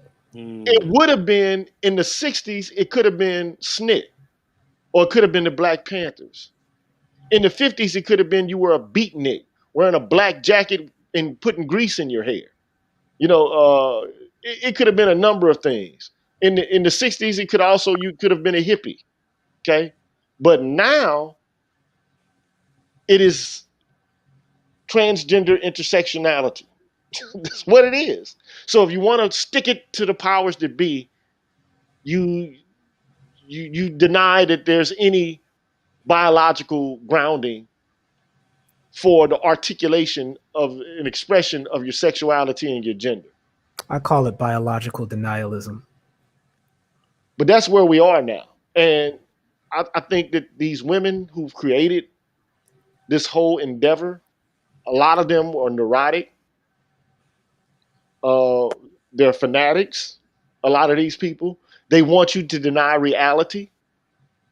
They think that everything is a social construct, that there's nothing pushing back against what men can, attain by means of artificiality.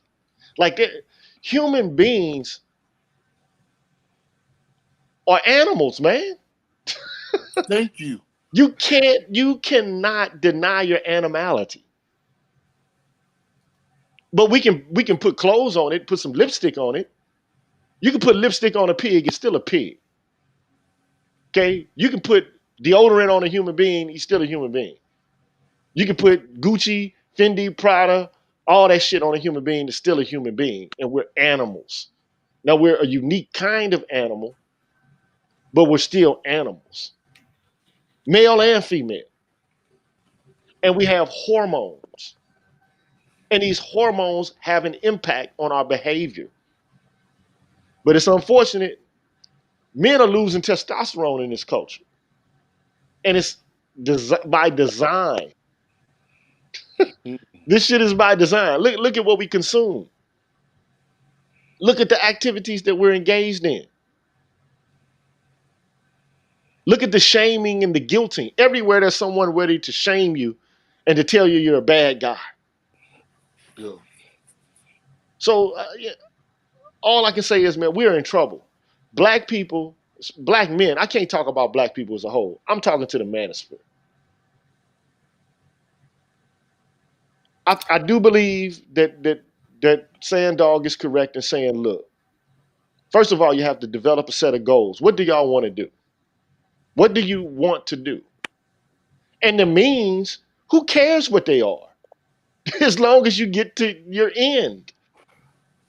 That's what utilitarianism is all about, I think, as it relates to Sandog.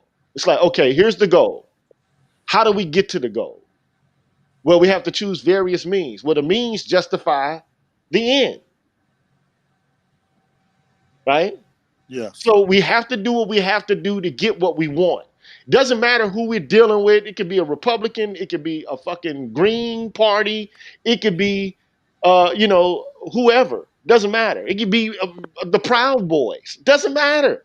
If we can use organizations that are extant in order to accomplish or achieve objectives, but first you have to have objectives. Thank you. If you don't have goals, you don't have ends, you're aimless.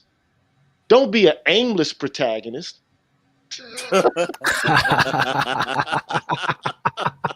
See what you did there. I had to, I'm a little, every now and then I wax poetic with words. Oftentimes I'm clumsy with them, but Nah, you it's the exact thing you said about sword fighting. If you don't know what it is you're trying to achieve, you're just swinging the fucking blade around, man. There's a saying with the style I practice, Niten Ichiryu, which was Miyamoto Musashi style, working with two swords. There was an argument about, whether or not it was effective to use two swords, and an argument broke out about the difference between cutting and slashing.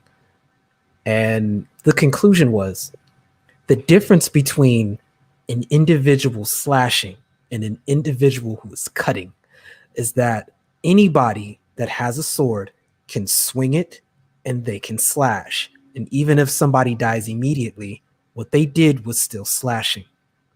The difference between cutting is the mindset that irrespective of what takes place, that blade will cut down your opponent. The difference is the intention, and it makes all the difference in an actual fight. And to me, that's the meaning behind purpose. That's what gives you the difference between striking the opponent and striking through and breaking. All we do is hit at things because we've never evolved outside of dojo culture, if we even get to one, which is why I describe those three institutions of the gang system, the prison system, and the military. And that in order to complete the ritual, the right into manhood, you have to have had some kind of cultural identity from where you came from that augments those three things. Because in each of these things, you've got a micro manhood initiation that goes on.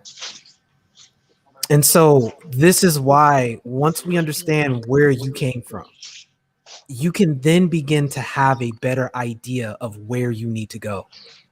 And most people, when they hear a lot of this information, they start the process of undoing a lot of negative presuppositions that their upbringing gave to them. And they immediately see differences in their lives. I think a lot of this started with a lot of red pill conversations in the past. And now that we've used words like gynocracy and have been able to identify things such as intersectional feminism, that we can identify the false narratives that were really just baked into the worldview, undo it, and suddenly things that didn't seem to have a point to them become very, very critical, especially concepts like family, having networking, which is critical and important, and being able to look long term to preserve power and learn the value in having, instead of one millionaire, pursuing the idea of having 10 people who have $100,000, because that's how you develop a safety net and learn to take advantage of momentum that way to get things done that one person by themselves just couldn't. And the internet and the changes that are coming along with technology are our only tools we have to make this happen, which is ironic because this is exactly what Marcus Garvey said 100 years ago about science. And why I still prescribe to the formula he wrote all that time ago. I don't think it's too late, but this idea of an ADOS tribe here working the way people are talking about, the time for that is ticking away very quickly. And if we don't have ourselves together as Black men and we don't understand the terrain, we're done before it even starts. But that's the thing, right? Because even in reconnaissance, we have something called NAIs, right? This is a named area of interest, right? And Mm. it is a point or area along an avenue of approach or mobility corridor where activity will confirm or deny a particular course of action, right? And so and this is why, again, I can't I can't mention this enough. When me and Gigi first started rapping, one of the first things that came up was the 8 activities of life. And so, you know, what I want guys to know out in the manosphere is that when you examine those 8 activities of life, there you're gonna find your real objectives. Because once you get into certain phraseologies and dudes want to jump out of their skin again, and don't beat me up, Nameless, right? And I saw it happen to Officer Charles when I listened to a chat last weekend, and you're talking about like I'm looking at it. I'm like, we're men. We are supposed to be able to compartmentalize information and not respond to things emotionally, right? And not respond to things emotionally. And so when you're looking at something, when you're looking at named areas of interest, the non-activities of life, how are you going to confront something when you don't even know what your objectives are? And if you don't have Facts. objectives, you can't create a mission statement. All those things. Do you know? A mission statement doesn't come out of nowhere. Who, what, when, where, how. Again, this is all series of information that's confirmed.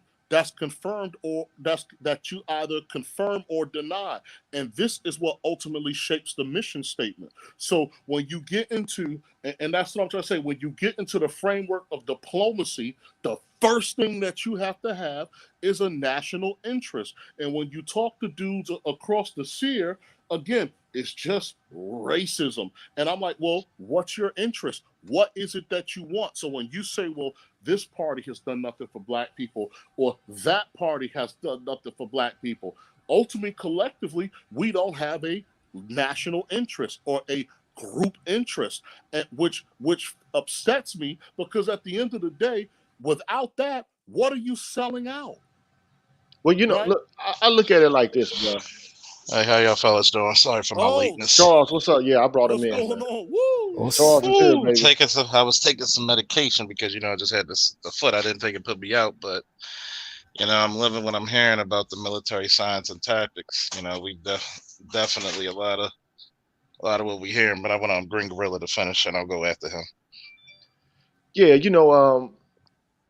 I think the biggest impediment for men organizing, especially in this space, you don't need a whole bunch of men in this space to organize either. All it would take is about 100 men in the space to organize and to actually start doing some stuff. And there's enough men here to do that.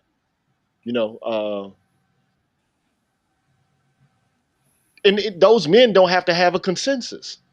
It just means that you have to develop an organizational structure and make decisions within the confines of the structure and to do something. There's never been an organization, even like, say, for example, the United States government. When they were formulating their constitution, you had the Hamilton-Jefferson debate. They had differences of opinion about how the government was supposed to run and how the Constitution was supposed to be arranged. And they had, arguments about federations, of states and how they were supposed to be organized and how much autonomy each individual state was to have apart from, the overarching federal government itself. They weren't in consistent agreement with each other about anything, but they went to fora and they had arguments with each other, and then they voted. Yeah, it wasn't like, okay, well, voting in and of itself is us doing democracy. No. Arguing back and forth, trying to change people's opinion, we got that down pat. And we're never going to be in an agreement. But that's not necessary. What's necessary is developing an institutional structure whereby decisions can be made and that they can be acted upon. That is what men do.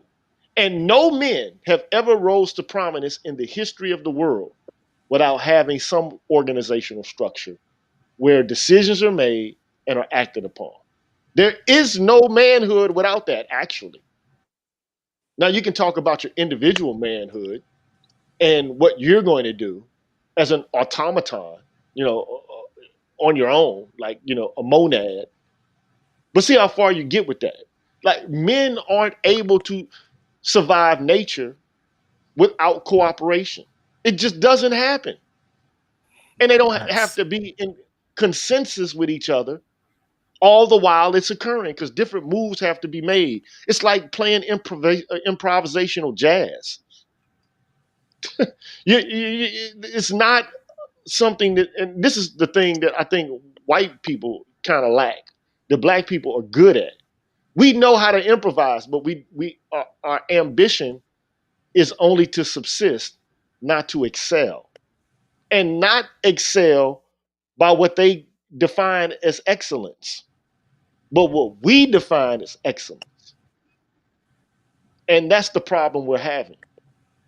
And I do understand competition. We can sublimate competition. That's what people do with sports. Instead of killing each other, they go out there and they pass a ball around. And they determine who's the best of men that way, instead of killing each other. It could have been a gladiator sport in Rome, or it could have been boxing, steel boxing or MMA now. No. But men will clash, and women clash as well. Like this, that they're part of the animal kingdom as well. And for some reason, like this bourgeois society we live in, it makes people lose sight of the fact that we actually are what we are. So yeah, Charles, come on, kick the knowledge, kick the ballistics, bro. Well, thank you for having me. And everything you said was absolutely true. See, people try to overanalyze animalistic nature and unity.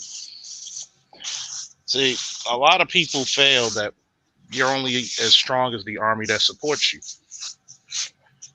If you don't have a unified front, like Sandog said, if you don't have something that galvanizes the people, your efforts are going to be in vain.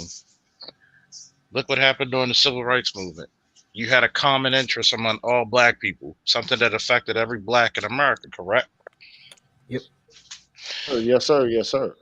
And that was one of the biggest times you seen people galvanize since the slave revolts. Hell, the Seminole Wars.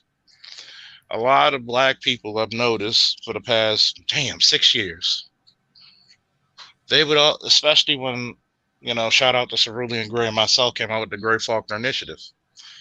Well, we took Neely Fuller's structure and said, hey, there's certain things we need to take out. Media, entertainment, sex. If you really want to, if you, in the current state that black people are in, especially towards black boys, you wonder why black boys are doing so poorly. Is because you didn't galvanize them. You didn't cultivate them. You didn't put them on the pedestals that needs to, to create growth. But we want you to be leaders. Have you been given the tools to be leaders? See, I'm going to say this ugly, ugly concept that people don't want to hear, but hell, here it goes. Black people pray for leaders. White people groom their leaders. And till we actually realize this shit, I'm trying to be as politically correct as I am, but we both know that's not as well. Till we realize that shit, we're always going to take an L. As a matter of fact, we're going to take 2 L's. Not only in the fact that you're not going to have enough suitable men out there to be fathers and husbands, but you're going to take another L because your political structure and your power is going to be lacking. We've learned time and time again throughout history, it's the men who carry the people forward. That old Jewish mother, just as mean as any black woman I've seen. But guess what she's going to do? She's going to invest time, effort, and money into that boy. Because she knows that boy is going to carry that face forward. Same thing with the Asian mothers, the tiger ladies. Going to carry that race forward. Now, I'm not saying black women shouldn't get their education, sure. But the problem is this.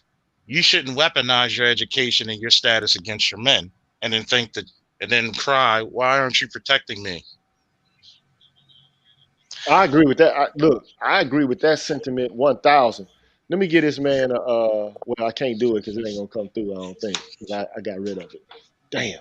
But I was gonna give you an applause for that one. But But we could do. Whoa! but I agree with all of what you all are saying, man. Like there was a brother, man, who came on my show a long time ago. I don't think that he now is all that enamored by the black manosphere, named Rais Muajid. And one of the things that he would always say again and again is this idea of like Spartan motherhood. And what did they do? Now, these women had among the ancients some of the greatest freedoms of other women. Okay, They could vote. They could move around. They could divorce. They could gain property. They could do all kinds of stuff, Professor. but one of the things that they did was they made sure that their boys were able to go around and cavort with other men and be trained to protect the city-state of Sparta. And I mean, these boys were like, they were put through the gauntlet, man. Like they had to steal for food. Yeah, think about it. If you don't eat, if you are not militarily crafty enough or cunning enough to find out how to get food without letting us know that you out there getting it, then you don't eat. Yeah. Because you have to use the environment in war. So you have to be able to understand that you're in you might find yourself in these conditions. It's like a brother recently just put out here, you play how you practice. You fight war how you practice war. There's an old saying in the army, you fight like you train. You train like you fight. So if you're not giving these boys the ammunition to fight, see, when I coach wrestling, right? When I coach boxing, when I coach MMA, there's an old tradition. First thing I do is throw you. Girl or boy, I throw you. And I land on you. So you're getting 275 pounds on top of you. You know what that does? That gets rid of all. It's going to hurt, because I remember the first time when I wrestled, my coach knocked me unconscious and we were training in the grass. That builds you a certain durability and toughness. Shout out to Larry O'Neal Brown Sr. May his soul rest in peace, power, and paradise. He was a trainer of warriors and men. See, when you're training boys, sometimes the most encouraging thing you can do is tell them the truth. Why do we gotta run? Because everything I'm telling you, like, people don't know how dangerous it could be. Wrestling's one of the safest sports, but it could be dangerous in a lot of situations. Meaning, if I don't train you how to fall, you could break a limb. If I don't train you how to defend yourself, you can get injured. If I don't put you through the gauntlet now and make you bleed in practice, so you can actually raise your hand in victory when you compete, then what did I do you a disservice? Same thing in the military. I got to make you run in boots for miles. I may have to have you rappel from a damn tower that's 50 feet in the air and you're scared of heights. See, we took away the accomplishments of boyhood. Your first fight, the first time you rode your bike, the first time you actually spoke up for yourself, the first time you wrestled around with your friends, you had to see where you stand. See, I've actually encouraged that. But the one thing we also encourage is a brotherhood.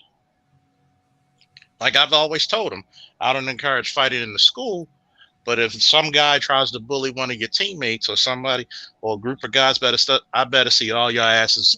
I better see all your asses in the principal's office. Well, we got a problem, unless you weren't there. I better see a lot of people in the principal's office and let me fight that battle. But you don't leave your brother hanging.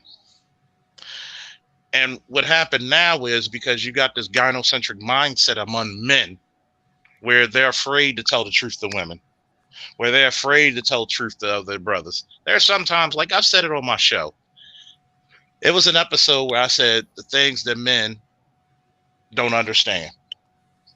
And it's okay to know. It's okay to outgrow your mother. As a fully realized man, you have to learn how to take care of your mother. You have to know how to put your mother in such a way that she can't interfere with your relationship. She can give advice, but she can't interfere. You have to sit her down, because especially a lot of these ladies growing older and not having husbands or long-term relationships. It's okay to outgrow that. It's okay to be the man who makes a decision. It's okay not to know everything. It's okay to seek knowledge. It's okay to cry. There's sometimes you're going to cry. If your homie from like 20, 30 years pass away, that shit hurts. Let's not fake each other. That we treat black men like we're these androids. We treat black men like we don't have any agency, any emotions, any empathy. See, the only difference between black men and any other man in the world, we're being held to ethnocentristic European standards that we cannot match overall. We have to define masculinity not only as individuals, but as a group. The same way. We have the tools to do this, but I'm afraid that we won't do it. Here's the funny thing. I thought this shit in the kitchen. I said, we're the only group of men who are told that we're the white people or black people, but are required to be able to have what white people have in order to gain respect. Uh-huh. And that's the rub. Here's the deal. There was a brother not too long ago. They ain't seen black men in power for so long, they don't even know what the fuck it looks like. They scared of it. Uh-huh. They don't want to see that because they think it'll be representative of what white men have done. Although, there's never been a history of black men transporting millions of people from one location to another. No. There's never been a history of that. Okay. We never dropped an atomic bomb on anybody either.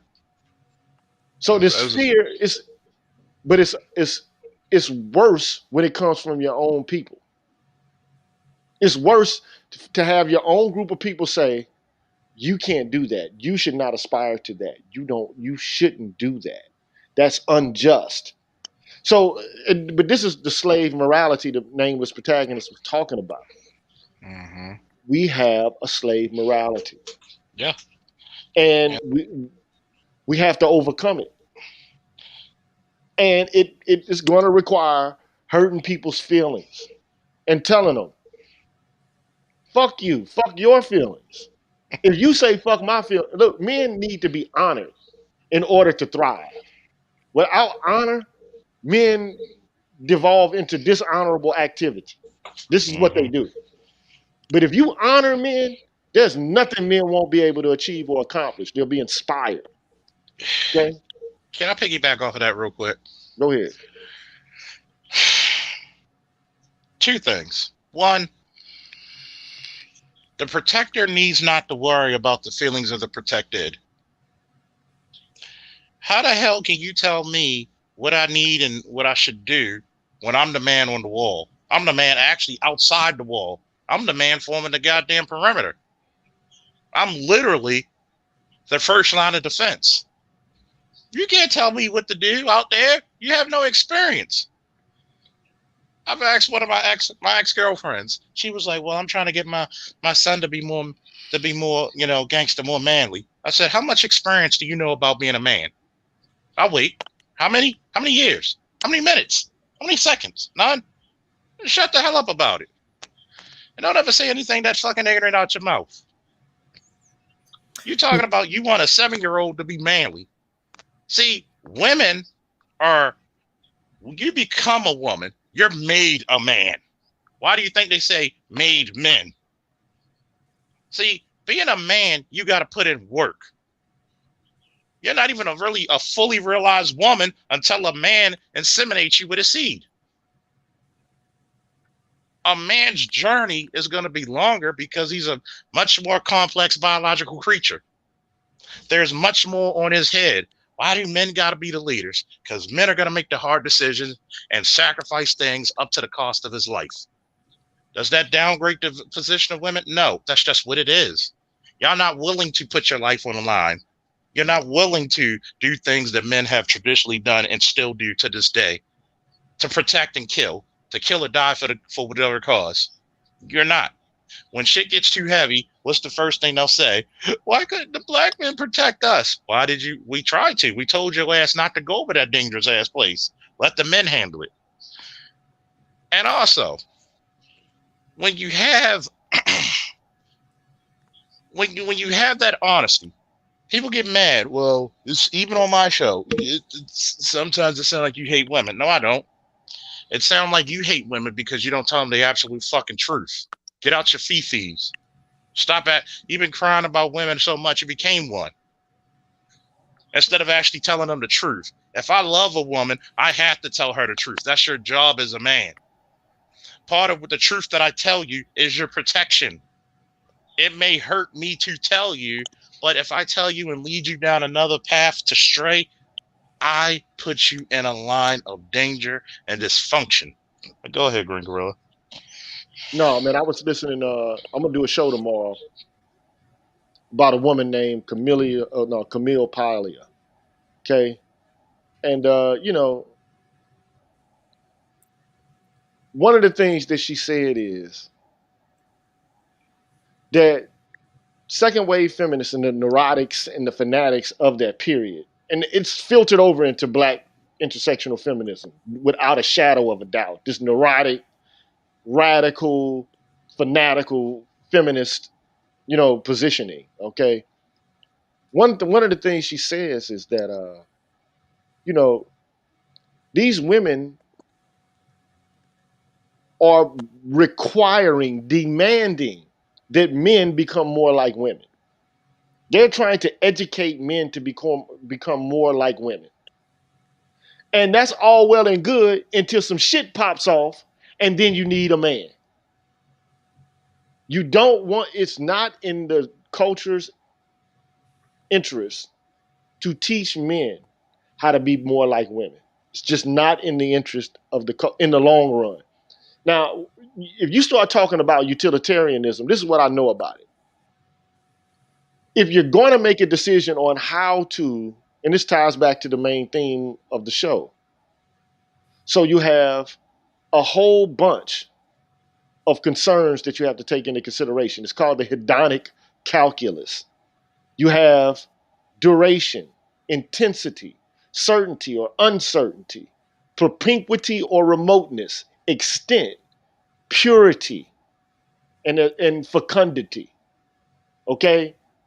Those are the things you have to consider. So how long is the pleasure going to last from the action? What's the utility in terms of its enduring aspects?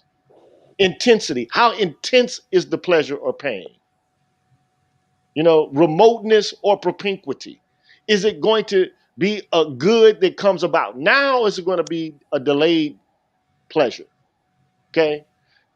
Going to get high at the turn up when you got to test them more. It might be fun then, but it ain't going to be fun 3 months from now when you fail the class. Okay. So you have to factor in all of the hedonic calculus in order to make a decision. And again, I don't want to go through each step, but there's 7. I just told you what they were: duration, intensity,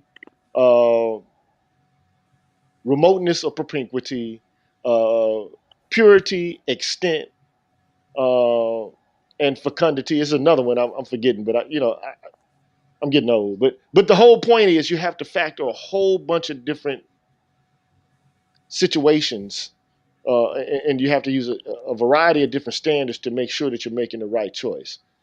In this culture, we're teaching women to worship at the mother goddess altar. But the mother is the beginning. It's not the end point. The mother is the start. It's not the end. and people have to understand. And you have to give honor to the beginning. But the beginning, if a child were to stay gestational, that child becomes neurotic. I am going to do a show also. I just got through watching a television series. It was very upsetting for me to watch this shit. It's the Bates Motel. I don't know if you ever saw that. Yeah, I've seen it. Oh my God. Here's a woman who will not allow her son to suffer any discomfort. Oh And my guess God. what happens to that fucking boy? He becomes a psycho. Yeah, you talk about the Bates Motel. Yeah. See, you know what happens? You get these ladies treating their little boys like China dolls. You took away one of the biggest growth spurts of a man is pain. Everybody knows one of my favorite artists, if not my favorite artist, Maze featuring Frankie Beverly. Notice a significant part of his songs talk about joy and the pain. That's called life. That's called the masculine journey, the hero's path. When you make him neurotic, he notice how he's out of touch with reality. He suffers from a very deep level of psychosis. His mother's overbearing. He can't deal with rejection, which is another aspect of masculinity. How to deal with things, how to deal with the pain, both physically and emotionally, spiritually and mentally. So what does he do? He lashes out against the world and someone dies. There's a quote from Street Fighter 4. My favorite character on there is Dudley. And he says it best. There's a difference between uncouth violence versus refined strength. Even as a police officer, why do I need to get emotional with guys? Either do what I ordered you to do, because at some time I'm going to ask you first. If you don't do it, then it becomes a lawful order. Or you go to jail. People laugh when I tell them how plain and simple they've recorded it. How do you stay so calm with this guy cussing you out? Easy. You got to convince him that you're crazier than he is. Like what you gonna do with that nightstick? I'm gonna put the front of your knee to the back of your leg. You have a good day, officer. And you look him straight in the eyes and do it and smile. See, a lot of times as men, we're not allowed to do what we normally do, and that's free reign. That's travel. Notice you have a lack of worldliness with the current crop of black men. You ever notice how men were so refined they can go into any area and they be comfortable? Women have taken that because they're scared of their boys facing pain. The friends of mine said, "You've been through all these relationships. How the hell you think I know women so well? If I just deal with just one woman, which men normally don't do, you don't understand women. You'd be like, oh, she's like this. It must be a term of the month. Oh, she's like this because she wants attention. Okay. You stop getting upset with women. You start understanding women. BGS coined the phrase very carefully when you deal with women, especially your mother. You start to learn how to deal with your mother accordingly. You love them in your ignorance. You understand them in your learnings. You love them for the flawed creatures they are in your wisdom. I can't get mad and upset about that shit. Once you understand, my mother had to let go. My father and my godfather, may he rest in peace as well, my godfather, when I tried out for wrestling, first thing she said, typical mom shit, but he's going to get hurt. My godfather turned around and looked at him. Let that boy learn how to be a goddamn man on his own terms. If he loses, let him keep his head up high. You know, go ahead. And this is where I wonder if this enters the realm of the chicken or the egg, right? Because we don't see the same energy being directed at the daughters. And the reason why that's not directed at the daughters is because of the very same narrative that took place in 1865, which was because we can't trust black men, we need to make sure our daughters can be taken care of, end quote.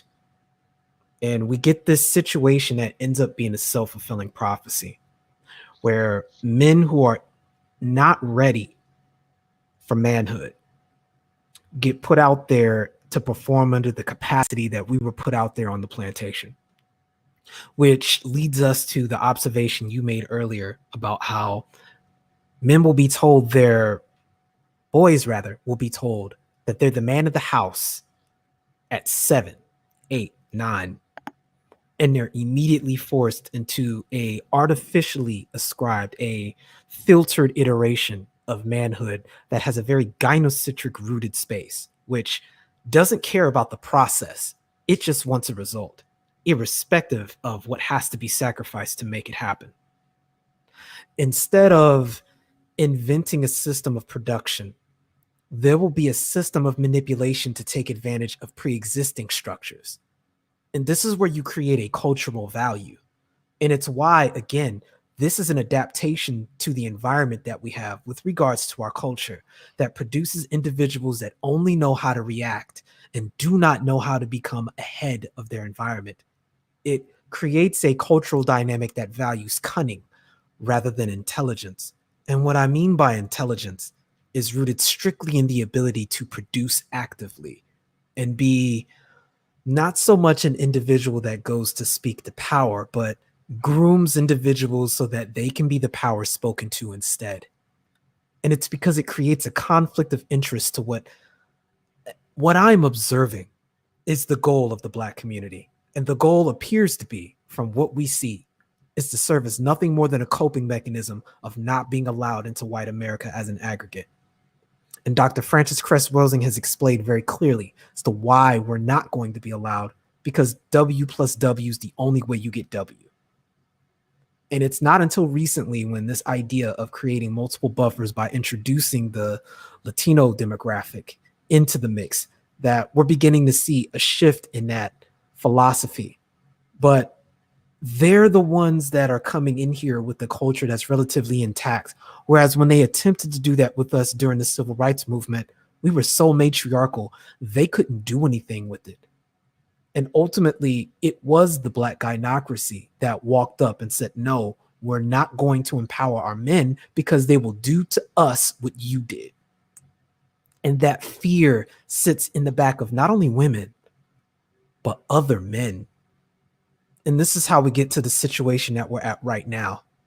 There's a term we learned in the dojo: cry in the dojo so that you can laugh on the battlefield. But how do you do that when you have no idea what the battlefield looks like? Because the individuals that are supposed to be preparing you rather, never had to go out there and never would really be allowed to see the true state of the battlefield, let alone all the intelligence and logistical planning that's required to remain competitive, and let alone be a threat. How to aggregate with other groups of men so you can mobilize that strength to get things done. In other words, the idea of how martial arts leads into martial science for the sake of nation building, or specifically so you can participate in this idea of democracy. Because we seem to be adopting the Gandhi model, but we don't have the numbers that Gandhi had.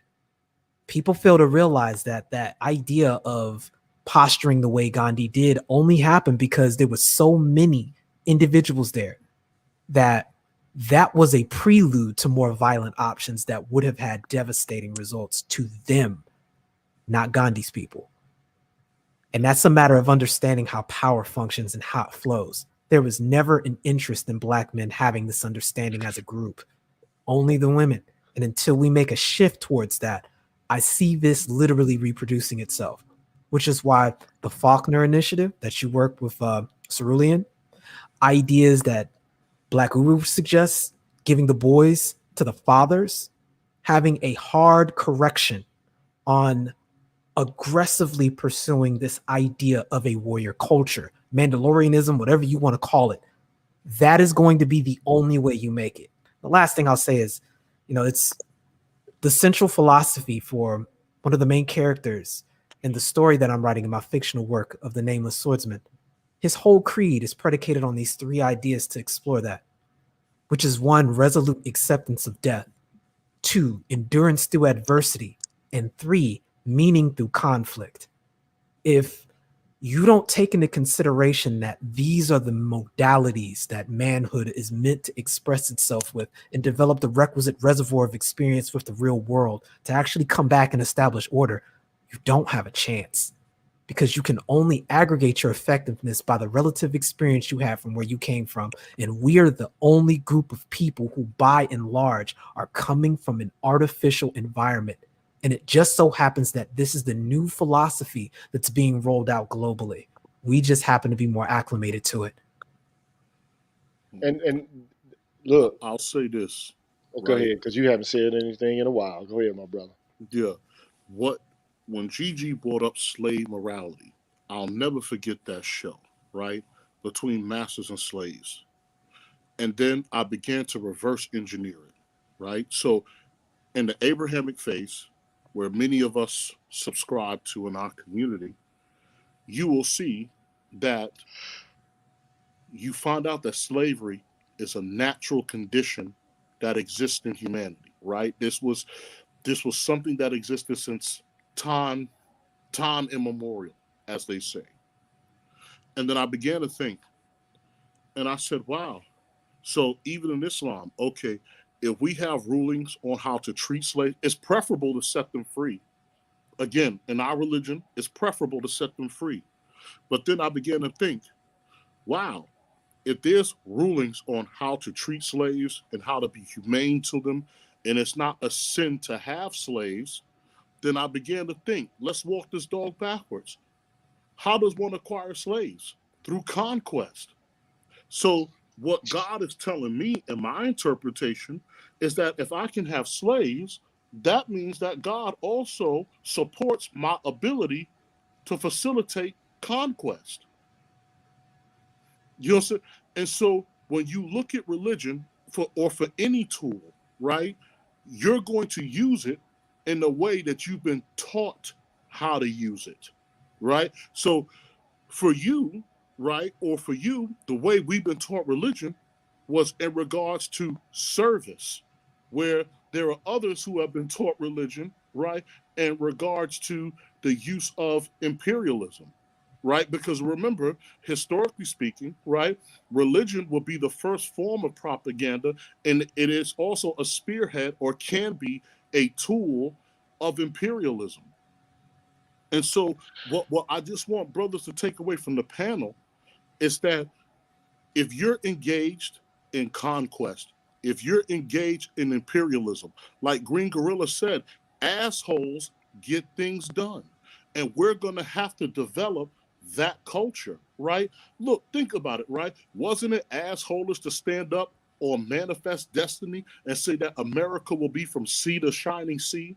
Or how Constantinople saw the cross in flames in a dream and said, through this you will conquer? How Shaka Zulu considered himself a god, right? And like I said, and so for me, this is the end statement, right? Because Gigi, I said this on other panels.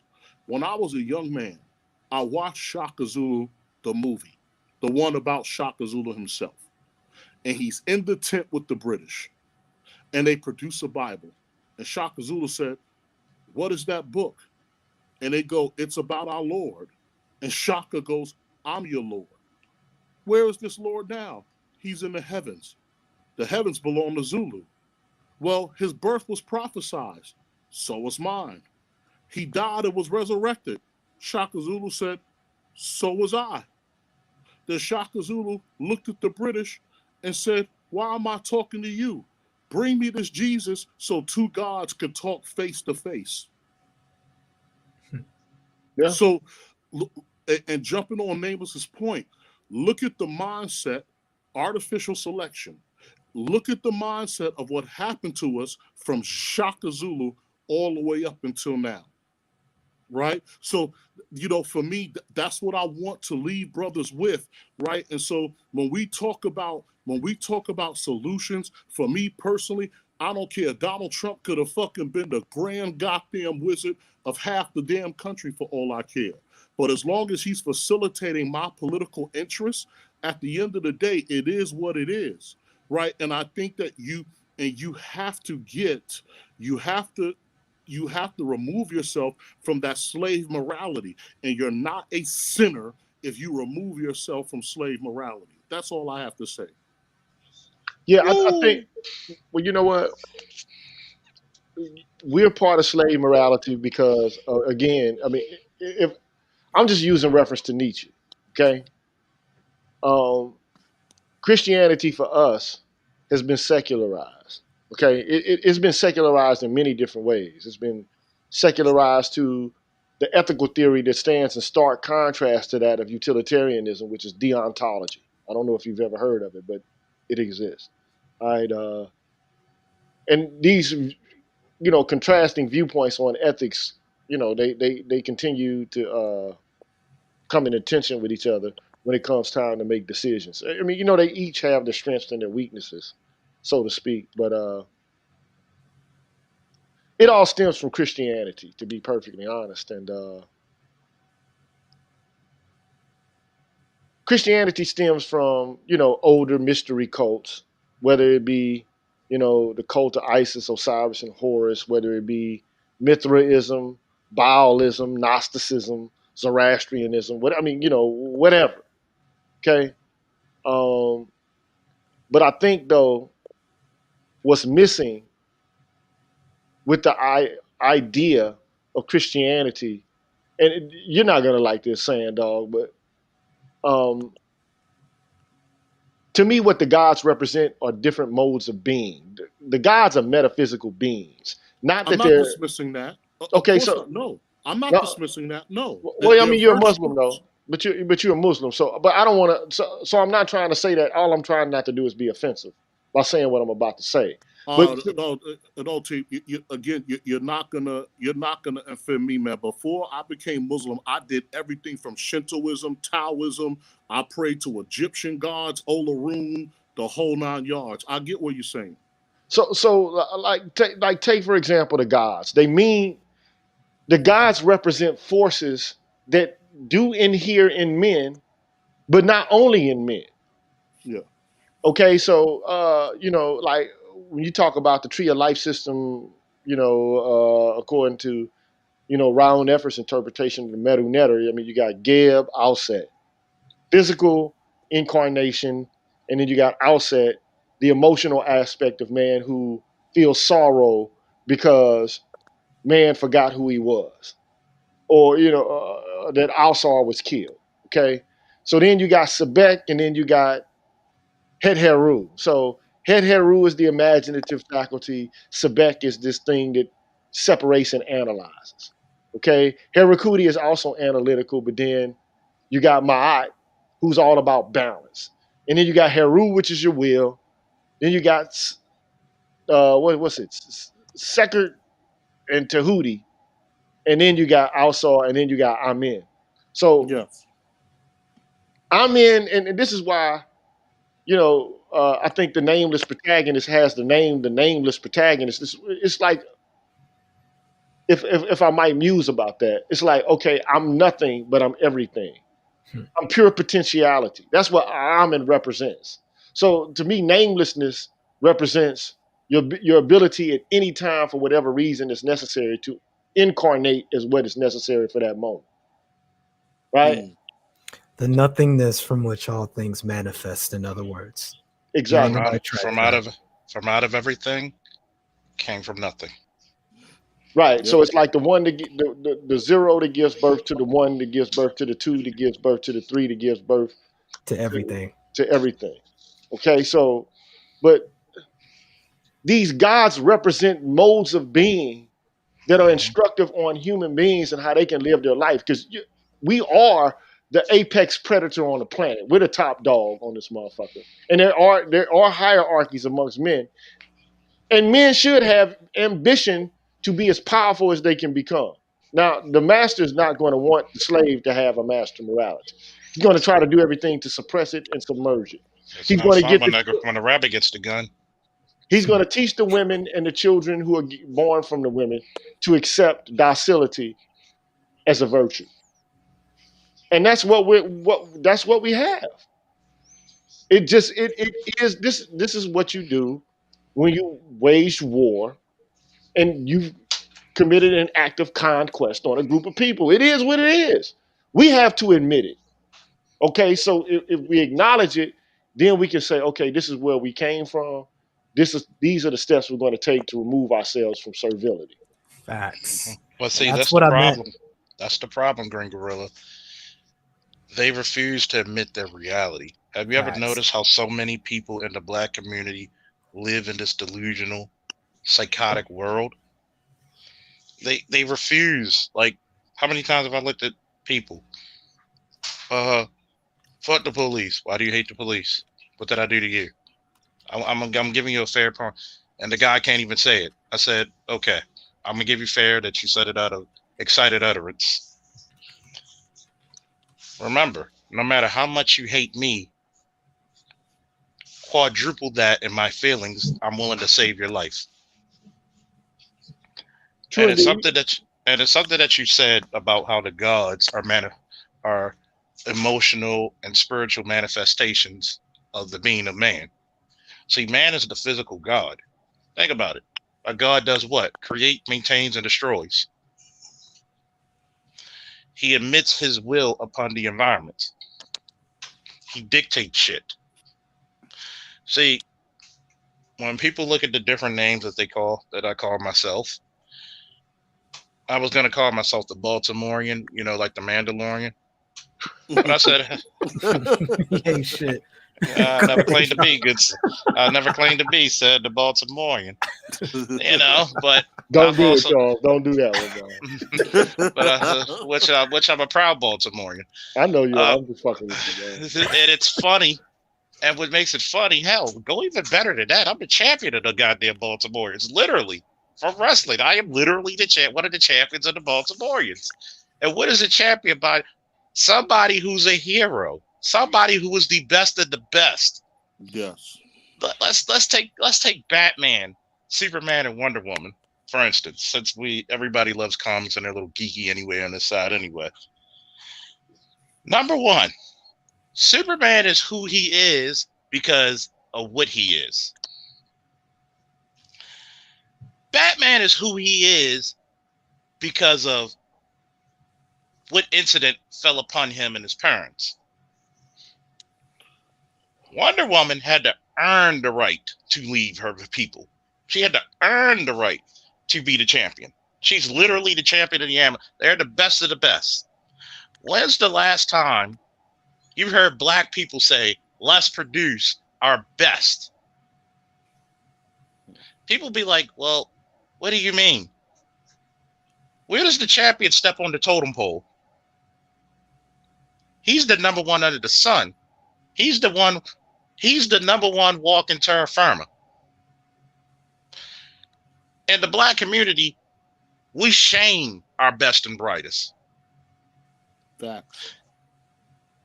If Sad Dog, Nameless, and Professor Gigi were white men on YouTube, they would have close to almost 500,000 to 1 million subscribers with the same information that's being given now. There wouldn't be any struggle prophecy. There wouldn't be any struggle teaching in the manosphere. We claim we want excellence, but we don't want to go through the danger of it.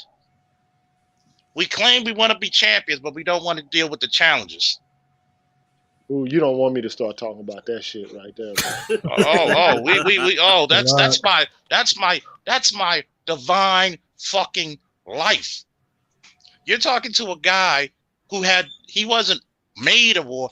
He had to learn how to be a warrior. He wasn't born a warrior. He had to learn how to be one. He had to learn to stop taking ass whoopings. And ended up giving them back.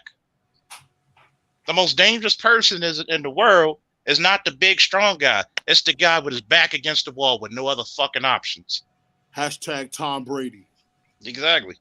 Hey, look, even though fuck Tom Brady though, but still. But let me say this. So I know it's gonna be some people in here thinking I'm trying to selflessly and shamelessly plug, but I gave men in this space to put their energy, to put their win behind the sales of some scholars who speak on issues that are relevant to their lives.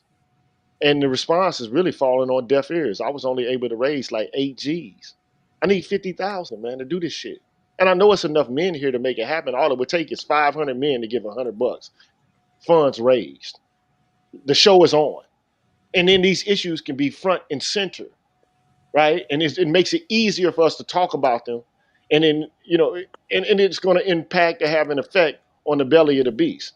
But instead, what's occurring? We give a lot of money to women, which, I don't have a problem. If you want to spend your money with women, go ahead. But a lot of times what ends up happening is you'll get a woman to say the same shit black men in the manosphere said.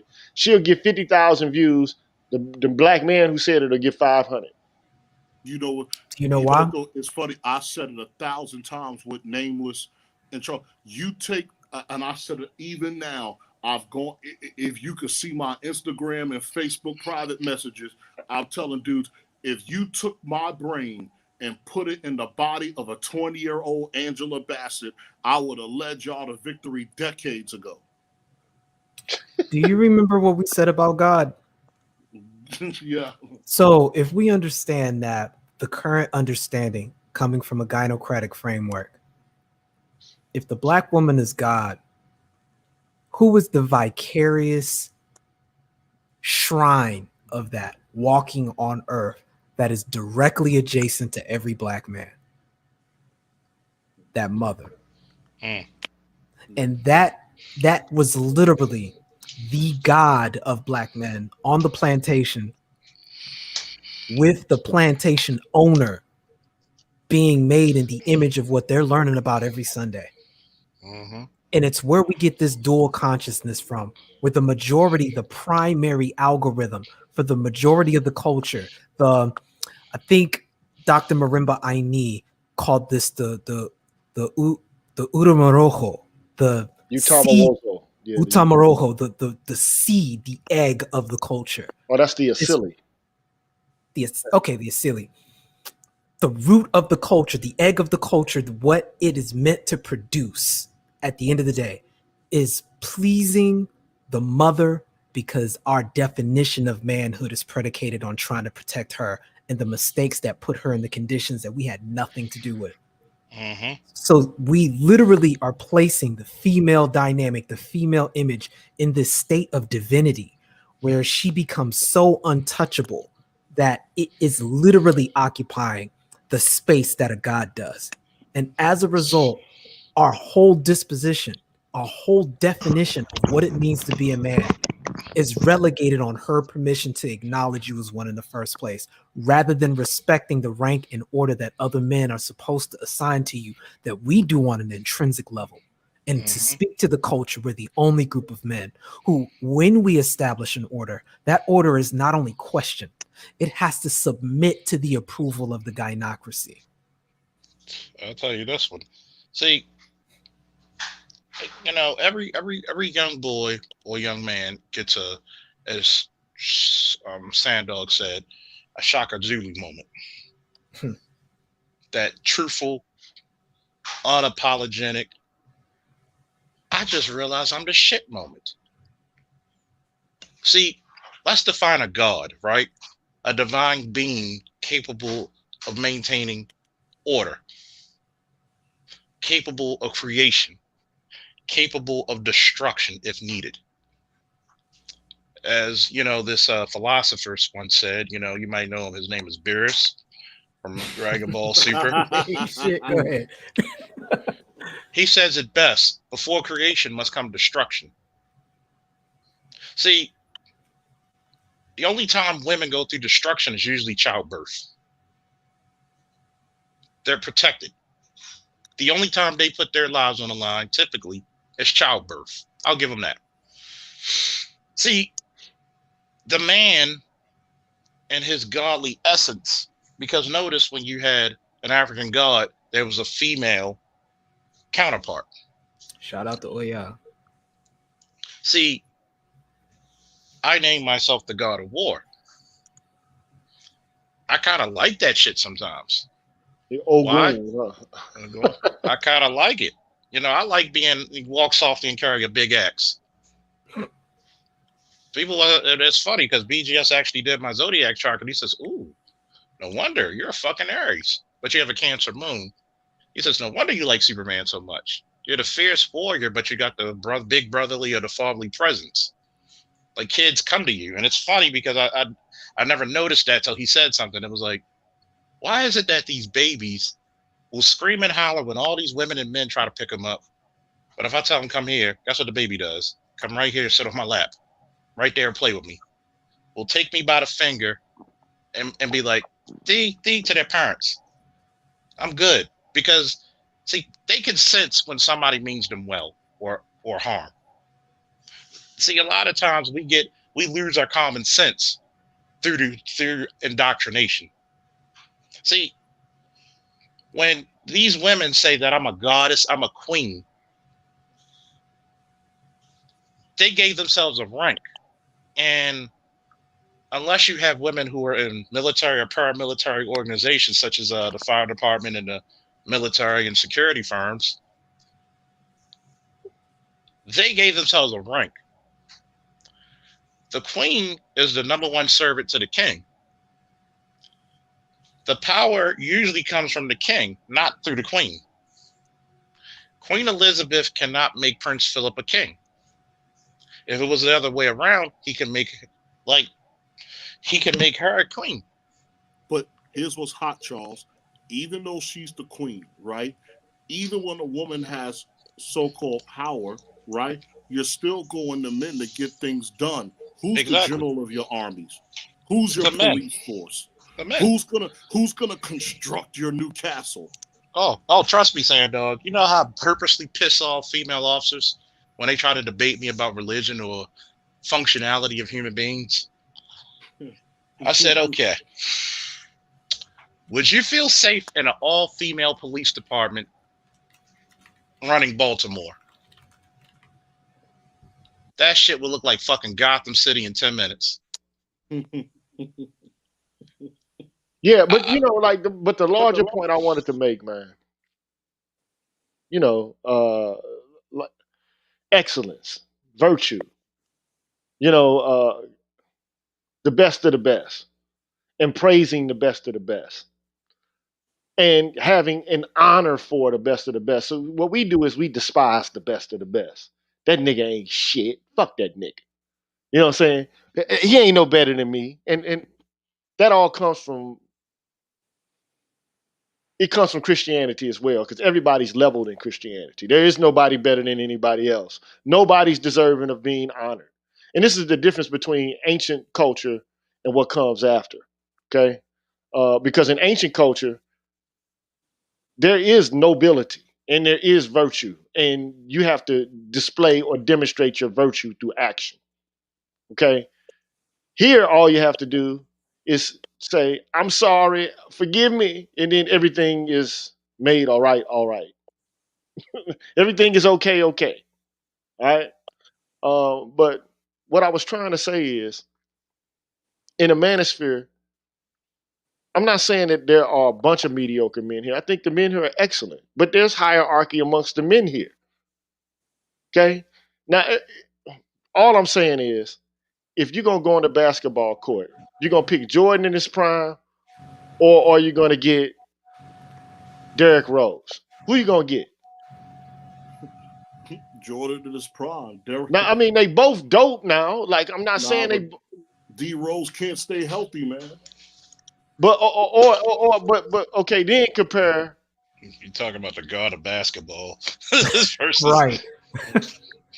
Who you gonna have? You gonna have LeBron on the court, or you gonna have Lamar Odom?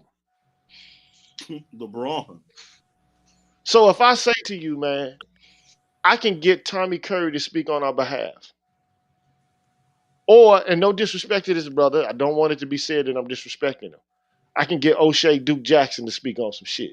Who do you want speaking for you? Shit. I'm Curry. All day. I'm not trying to be disrespectful to that man because I think he serves a function. He has what he does, I'm good with. Okay.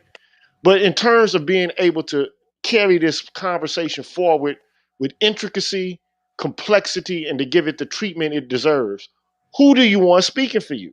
You want your champions to speak for you, the best of the best.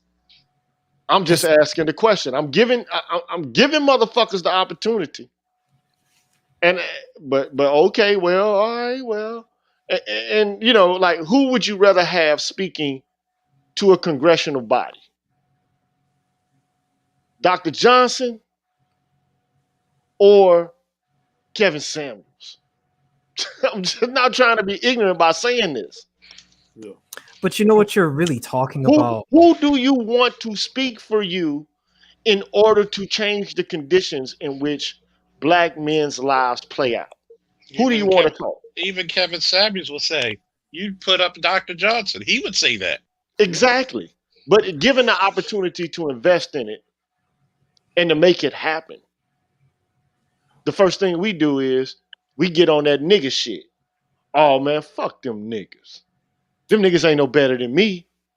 You know, they all up in the space now.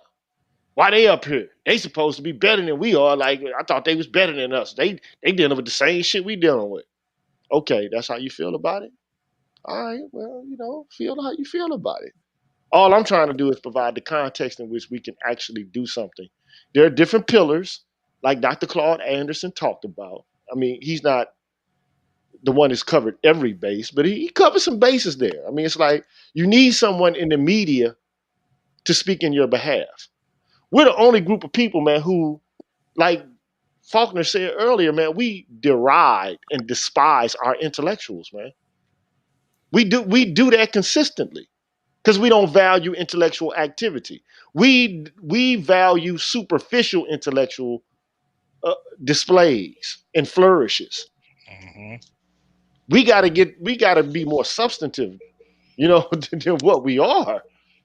And I'm just saying, who do you want on the court with you when you playing in the championship? It's funny, Professor, because I gave an analogy like this to one of my ex-girlfriends. I said, do you think men and women are equal? At first, she was like, yeah. You know, she's a sergeant in the police department now, and two 4-year degrees. what was funny to her and what actually attracted her to me was not just the physical, because she competes in powerlifting. It was funny because she saw many different aspects of what a man is and who you put in front. She seen my physical strength. I'm like, dude, I could bench press almost 500 pounds. I've rep 400, 405. I can engage you in intellectual conversation and teach you things you didn't even know. She went talking to her father, like, did you know this about religion? I didn't know that about. God damn, she even said one of the most attractive features about you is your masculinity and intellect. So I said, okay, if we lived in a feudal time where somebody was pissed off and we on some Wu-Tang versus Shaolin shit, who are you going to send out? Are you going to send out the meanest, nastiest, most cunning? Thank you, Nameless. The person who's going to get in there and just go ham, who's trained in that art, or you're going to send out the woman? We're going to send out you. Why? Because you're built for that. See, when you speak of a Dr. Curry, a Dr. Johnson, and others, and even yourself, you guys are trained formally in this. You give validity to what men been saying for the last 40 years.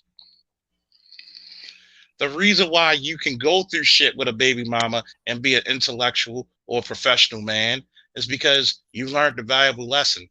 It's not class, it's culture. You want to send out your best and brightest because guess what? The only thing white people respect is a motherfucker that can stand on their square and prove their shit. Why do you think they had to take so many L's? Why do you think the CDC had to say, well, the black man's the best father? Goddamn. They could have suppressed that information. Why didn't they? They couldn't. So you send out your people who specialize in the subjects that you want to be heard. You don't send out no goddamn comedian or an athlete. But that's what we do. That's what we do. A person who entertains. A person. See, the problem is this. When black people embrace the intellectual, you will go to the next level, like a video game. You will upgrade. When you keep doing the same shit over and over, that's insanity. When you keep suppressing your boys, guess what? You suppress your protectors. Goddesses need to be protected to hold that vessel. See, when you look at, and I'm going to say this real quick, and I'm going to shut the hell up and let somebody else take it. When you look at the gods, a god carried a club, a sword, an axe, some type of mace, a weapon, something to attack or defend, to protect or conquer. The goddesses always carried a vase, a vessel, a cup, some type of bowl. They were not built for that type of stuff. So when you suppress your boys, you can pretty much put a timeline down to when you become a conquered race, when you become annihilated. Stop being the accomplices to your own destruction. Yeah, I 100% agree with that, bro. I'm just gonna keep it real because I said this, man. Like genocide starts with males, and it ends with women. Facts. That's just it starts with men and it ends with women. That's how it's performed and always has been performed throughout the entirety of history. You eliminate the what poses the biggest threat first, and then you move on and you do the dirty work in the end to the women. It happens. Okay. I don't know, but you can't convince people who don't want to be convinced. You definitely can't tell people something that think they already know everything. You can't educate somebody who's already educated or that thinks that they're educated. Like, I just recall I used to teach my students this, man, about the ancients you don't become a learned individual. You don't become like, and to become a learned individual in the ancient world, you had to really actually be a priest. You had to be introduced into the mysteries, so it's almost like masonry or some shit like that, right? Um, and there was a cult called the cult of Pythagoreanism. Uh, the first 2 years, you had to be a novice just to find out if you were actually suitable to go on to the next stage. And then at the next stage, you had to take a vow of silence and not say shit for 4 years. There's nothing. You don't talk. You just remain quiet because you don't know shit. You don't need to ask any questions. We're going to tell you what you need to know. Okay? Uh, you talking right now is going to be an impediment to your own progress. But in this culture, man, all we do is raise question, question, question, question, question, question. And everybody thinks they're the best estimator of what's valuable. And I mean, this is all born out of modernity.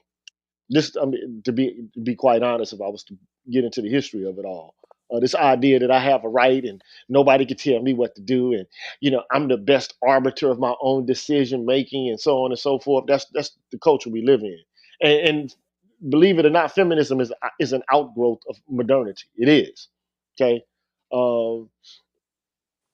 but right now the conditions are ripe for the worship of the mother goddess. That's just what it is. But men are wimps. They won't stand up for themselves. They just will not. In this space, men at least will stand up for themselves. At least they'll do that shit. At least they'll say, fuck these bitches. You know what I'm saying? At least they had that mentality. You know what I'm saying? I mean, at least they'll say that shit that they doing is not right. At least they can identify when females are doing things that are bad. Not that all women are bitches all the time, but sometimes they are. And the same way with men, they got their own faults and whatever the case may be. So sometimes that's right. Okay. But the men in this space, we got to take it to the next level. But we got to level up, man. It's like playing on Mario, but you can't get past the first board, dog. You can't hit that flagpole. You got to hit the flagpole, man, to go to the next level, man. It's like Donkey Kong, man. You got to get to the top of the structure, man. The scaffolding. I love your analogies, but we got to get you in the 21st century gaming, man. No, okay.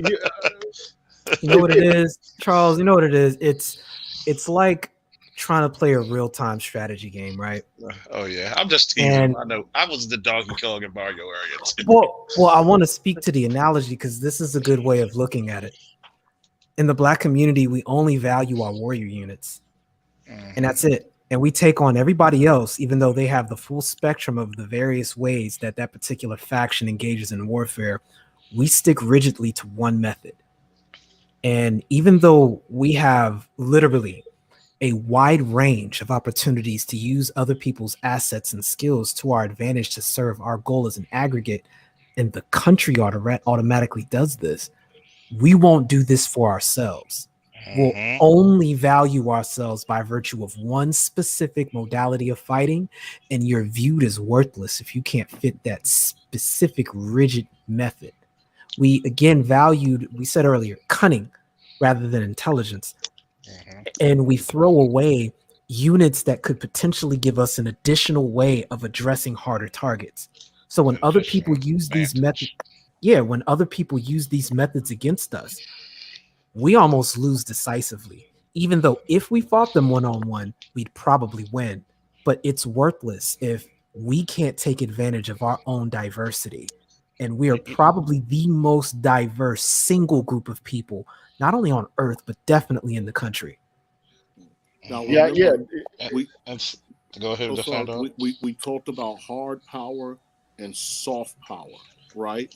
Again, and so people respond. So when you say Republican, they view it as hard power, right? But what they're not realizing, again, which says the danger of soft power. In the Bible, there's a statement that says we don't deal in flesh and blood, but in principalities and spiritual wickedness in high places. What are principalities? Principalities are rulers and law-making bodies. right? And so, and what happens is that, again, it's one thing to protest in the streets and do all these things. I once asked my mother, post civil rights movement, and I said, Mom, after the civil rights movement, who did all the legwork to make sure that the laws from slavery, black codes, and Jim Crow were removed? So if you got black men in Mississippi going to jail for 50 years over stealing $25, then that would, I could make an assumption that we did not do the legwork of ensuring that our paperwork was correct, that when the civil rights bill was signed, nobody looked at the receipts to make sure that we got what we purchased. But this is Right? what I will say. Now, let me put this in proper perspective, because a lot of people think that I don't like black women, and that's not really the case. A lot of people think that about me. It's just not true. Look, man, we really actually need our women to get on board and to stop trying to, use second wave feminism and intersectional third wave feminism as a means by which to only procure, bourgeois positions for themselves. That's not going to work in the long run. That's not how you attain power in the long run. That's how you work for somebody else. That's not how you create power on your own. It's just not. Yeah. So, at the end of the day, it requires a community of persons who are dedicated towards a goal. But what is the goal? What is the end? That's why I say YouTube to me is a means. It's not the end. And I think also that a lot of people in this space, YouTube is the end. It's what they do to get bread. And there's nothing wrong with that, okay? Not saying that there is. But you can walk and chew bubble gum, huh? You can make money and do something substantive at the same time. You know what I'm saying? Like you don't have to just be a personality. You can be a personality who's also an actor, Yeah. who's a shaker and a doer, as well as a prognosticator. Mm-hmm. You know what I'm What's saying? funny? What's funny, Green Gorilla? One of the biggest things I speak about on my channel is how black men we are, but for some reason there's always a pushback about being multifaceted. Facts. My God, facts. Go ahead, fam. See, I talk about, I leave the high value man stuff to Kevin. I love it. I love it. I love it. But for the everyday man, I talk about being multifaceted. Who says I can't be the warrior brute, but also the intellectual as well? Who says I do not enjoy literature? I can read Shakespeare just as much as I can read Dark Knight Returns. I love video games. I'm a Madden head. I'm a fighting game head. I'm a father. I'm a friend. I'm a brother. I'm somebody's son. I am multifaceted by nature, but you do not want me to cultivate that nature in me. You want me to be the thug. You want me to be the pretty boy. You want me to be the person who protects you from all your iniquities. See, one thing we need to do in the community is stop shaming good men into bullshit. Stop saying you see. A lot of women fail, like we spoke about earlier. And like you said, you get the same pushback. People think I hate women. I love women. Women love me as well. Like, hell, women who I'm just platonic friends with have done more for me than some people who are married. And I can prove the facts. When I was sick with COVID, it was a female friend who called her cousin who's a chef. I literally didn't have to, she literally gave me 2 weeks worth of food.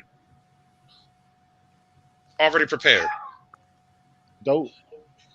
This is somebody I didn't have any sexual bonds or any relationship. She was a friend.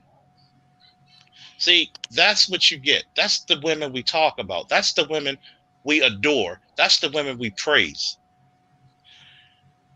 When people talk about, oh, y'all bashing women. No, no, no. Speaking the truth about a situation is not bashing. It's enlightenment.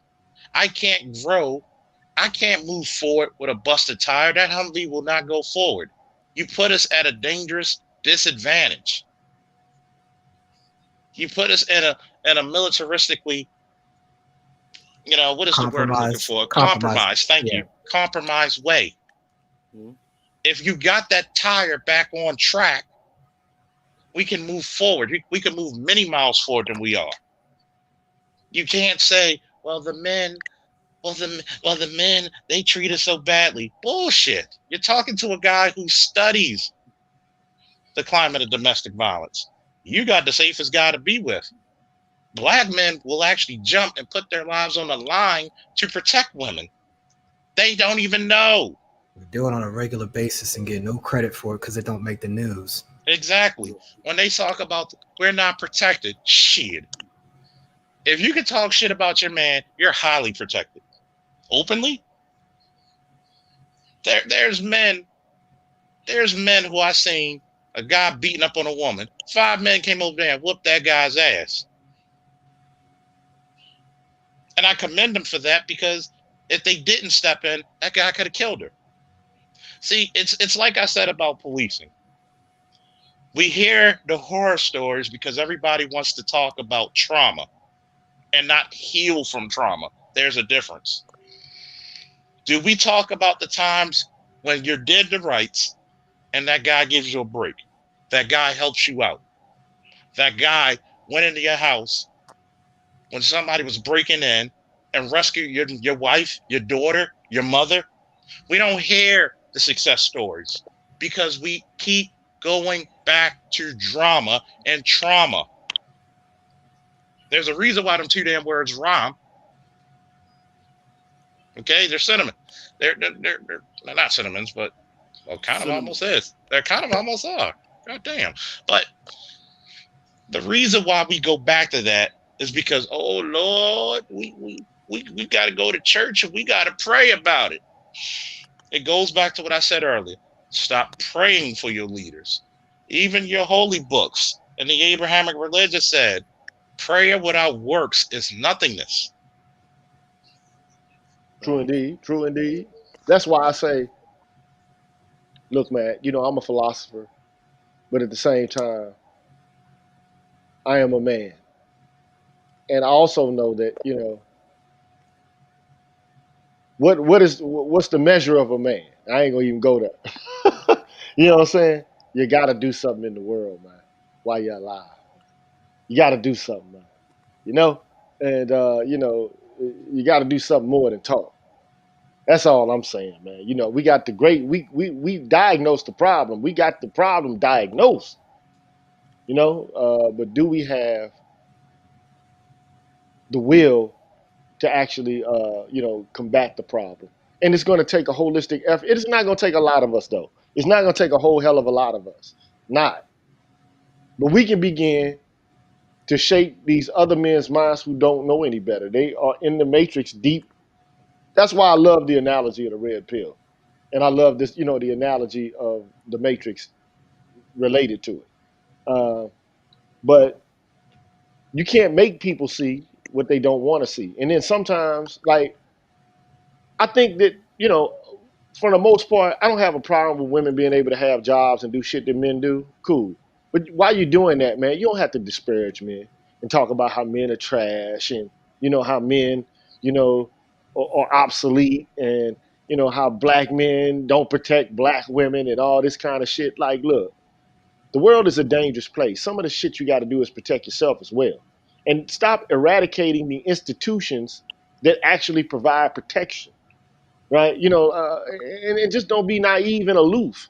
You expect that because you're in a place with lighting and, there's concrete and shit around and there's doors and locks that, everything is safe.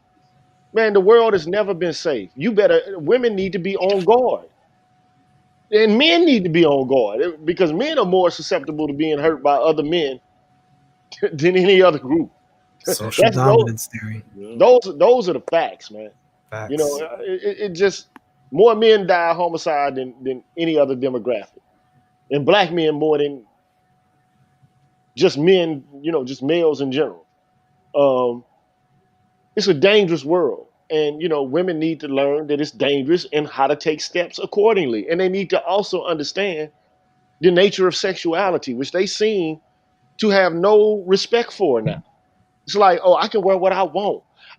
I don't I you can't police my body. Okay, well, you can go out there and wear that fucking scantily crow skirt. All I can remember is David Chappelle. Well, you don't want a motherfucker to call you a hoe, but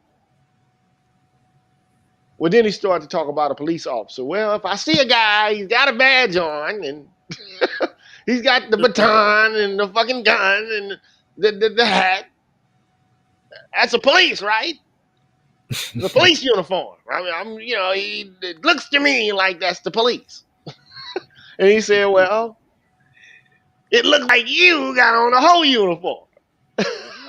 You got the dress all the way up to come fuck me. You got your boobs out. You got high heels on. You got lipstick on. You look like you're trying to be sexual. And men are visual creatures. They're going to perceive you as being sexual. Yes. So if you want to be out there like that and you expect the world to conform to what you perceive to be fair, disregarding human nature that has worked to create the proliferation of human beings on this planet for millennia, if you think within the past 60 years some shit with black women or white women done raised their fist up and demanded equality is going to eradicate all of that shit in biology, they are fucking they're recessive in that way. Think about this. What was the number of men compared to women at the Capitol on the 6th? Enormous. Yeah. What happened to that one chick who was in the Navy who thought she could get inside that chamber of Congress? Got clapped instantly. There was this one philosopher, you might know him. His name was Master P. He came out with a song called Bout It, Bout It. Even though my favorite part is Mr. Rogers ain't got shit up on my neighborhood. But the point I'm making is this. Everybody's bout it till Secret Service and Capitol Police put a bullet in your ass. Mm. See, the I am woman, hear me roar. Guess what? We look at things in this nature of being warriors, men, but guess what? The greatest martial art is this. Is when you don't have to fight your opponent. Soft power. And when you look at military tactics, when your enemy are fighting, you stay out the way and pick up the pieces when the conflict's over. That's why I said for the longest time, white people gave you the keys of the kingdom. Are you willing to take the power? It's funny because I keep referencing some of my favorite 80s cartoons. He-Man, he had to choose the power of Grayskull. He had to choose his ancestral power. He wasn't forced. Wait a minute, hold on, slow on. Didn't you just go off on me, man, for talking about Donkey Kong and Mario Brothers and some shit? You talking about fucking E-Man? The nerve of this guy, man. No, I'm just the audacity of this Negro. No. I was teasing. But yes, the 80s were great. I know. But it's funny because he had to choose it. We go back to another classic 80 cartoon, Thundercats. One of the premier episodes, the quintessential episodes, was the Anointment Trials. He had to battle unarmed each Thundercat in their specialty. Yeah. Panthro in a contest of strength and martial arts. And he's literally the master of martial arts. He had the best, a motherfucker that can run miles in seconds. Outsmart an engineer, an architect. He then had to face his greatest enemy unarmed in his enemy's backyard. How many men currently are willing to take an anointment trials to say they're fully realized men? Well, at one point, it didn't. The choice in the matter. You didn't have one. You didn't mate. You didn't marry. You didn't mate. but it's all boys who, at one time, every man and every boy in the culture was required to go off with other men and to understand that the totems and the images of the culture are things that they're supposed to preserve and to pass on to the next generation of men. Well, And excuse me, she was Air Force. I'm sorry. But go ahead, Professor. but yeah, that's not happening anymore, and it's primarily because of the neoliberal culture that we live in. And you know, the educational system is fucked up for white people too, though. It is. It's just like these kids don't know shit. The white ones, the black ones, they don't study. They're mediocre. They don't even know their own culture. I know more about their culture than them. They maximize the mediocrity. You know, but they don't see how it pertains to their lives. Like you know, when you go to college nowadays, you know, the main goal is to get a certificate so that you can go out and get a job. That's the goal. They're not there for the education itself. They are there to get the certificate so they can get the job. And you know, I just think education in and of itself is intrinsically valuable. It's good in and of itself, man. But But again, what you said about the Green rights, Gorilla, but that's the thing, though, right? Because you got to remember, this is barbaric in nature. So for me, I follow like a lot of guys in the white manosphere, and they'll talk about how things like philosophy or whatever are useless degrees. And then I wish they had panels because I would ask them, what kind of society do you live in when the only thing of value generates profit? So you're saying that all the things in which Western society was built upon, you know, Plato, Socrates, Voltaire, you're saying that because this doesn't generate profit, you no longer have need of it? Well, you know, so I know Nameless has something he wanted to say, so I'm gonna let him say what he has to say, and then I'm gonna answer that. Yeah. go ahead and answer that, and I'll piggyback. It's fine. Well, look, man, whatever, like, say for example, you are a biologist or an engineer. Yeah. You know, at the novice or the intermediary level, you are, you know, you're learning a certain set of facts that you could use in either a technical or a practical way. So I can understand how they would say, well, you know, like philosophy has no practical value. I mean, related to earning money, which I don't agree with because I mean, when you get to the master level of any discipline, all there's left there is philosophy and different people in disagreement over the standards of the field itself. So, like, Yeah. even with math, at the doctoral level, there's theoretical math, and they're arguing about the validity of proofs and you know related to that discipline. Even in psychology, you would think, okay, psychology is a field where they figured out various models of you know interpreting human behavior. I mean, hey, you just pretty much said criminal justice. All it is basically law, English, and psychology, and philosophy. But at the bottom of it all is philosophy. I mean, there's no way to get around it. Yeah. There's no way to get around it.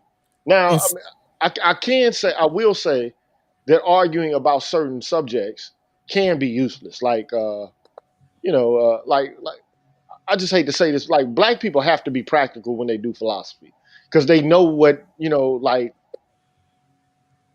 necessity is. Like, we don't have time to fucking play games and to ask questions like, do trees make sounds when they drop in forests? No, we're talking about oppression, domination. So our philosophy is more practical. Okay, but and you know, I will say also though, I'm a naturalist philosopher, so I do think though that a lot of you know shit that people muse about can be you know, kind of masturbatory. You know, like okay, you guys are pedantic, you're showing off how much you know, but I mean, at the end of the day, if philosophy is done well, it asks the most essential questions in life. Like, first of all, okay, why are we doing what we're doing to begin with? Like, why are we doing this? Yes. Should we do this? Right? And what does happiness entail? Somebody has to ask these questions. And it has to exist at the university level. Otherwise, people will not be exposed to it ever. So, you know, and then also, you know, some people who've got philosophy degrees also often do better than people with engineering degrees. It's Yeah. just facts. Just you know, just the facts, you know. Yeah, but what happens is, Gigi, is that, like I said, as you know, I spent the majority of my life in third world countries, right? So I lived in places where people have the mindset of that everything is, that you have to do everything is practical, right? Because for them, there's no thinking and there's no innovation, right? And again, I'm not going to try to derail the conversation, but I just wanted to, again, I just wanted to bring up that point, to let people know, like, even for me, right? Where am I coming from? I'm coming from the perspective of military science, and military science unto itself is a philosophy. It's how I think, Right. right? It's everybody has one. It's how I think and it's how I function. And the reason why we're coming to you, the three of us, is because what's funny is that between myself, Nameless, and Charles Faulkner, and even Angry Man, I've noticed that, like, all the guys that have a kind of military prowess about them or warrior prowess about them, recently I noticed that we're all having the same conversation, right? So when I'm looking at the manosphere, and so the thing is that you have people that respond to this information or these philosophies within the sphere, and it's as if they're allergic to it. And I'm thinking to myself, why would men be allergic to martiality, right? And so and we're like, man, we're like, man, maybe we could talk to Green Gorilla and he could tell us, what is it that we're missing? What is it that we're not saying? And how come this stuff doesn't connect with the demographic of people that it should connect with?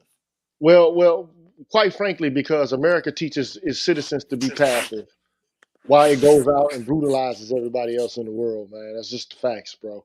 It just is what it is. Like, the country was founded on violence. Like any time men come to power, it's usually predicated upon violence. I mean, like one of the, I had a conversation with Faulkner about this shit a while ago, man. Like rhinoceroses, they have horns and shit. They ain't there for decoration, man.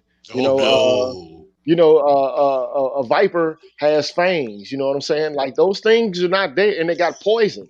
You know what I'm saying? That they can use to kill you. And Mhm. this, the world is dangerous, and we don't think it's dangerous anymore. And it's primarily because of the success of the human species. That's what it is.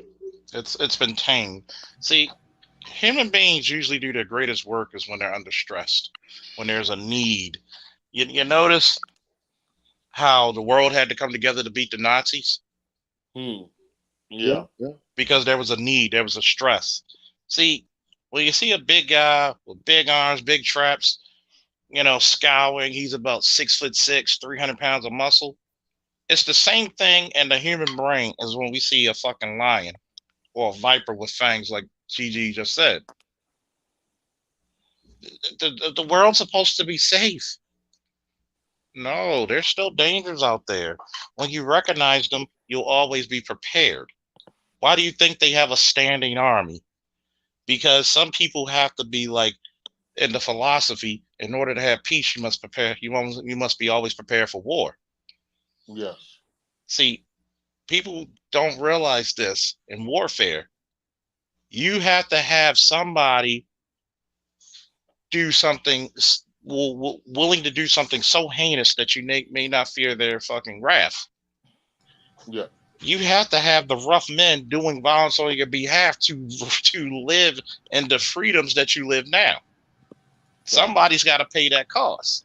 So the reason why is because you got these guys who take this overly liberal mindset, who listen to women in ways, not saying you can't listen to a woman, but women are telling you how it feels to be a man. That's ridiculous. How a man should be. Can I tell you how it feels to have a period? No. Don't tell me how it feels to have a penis.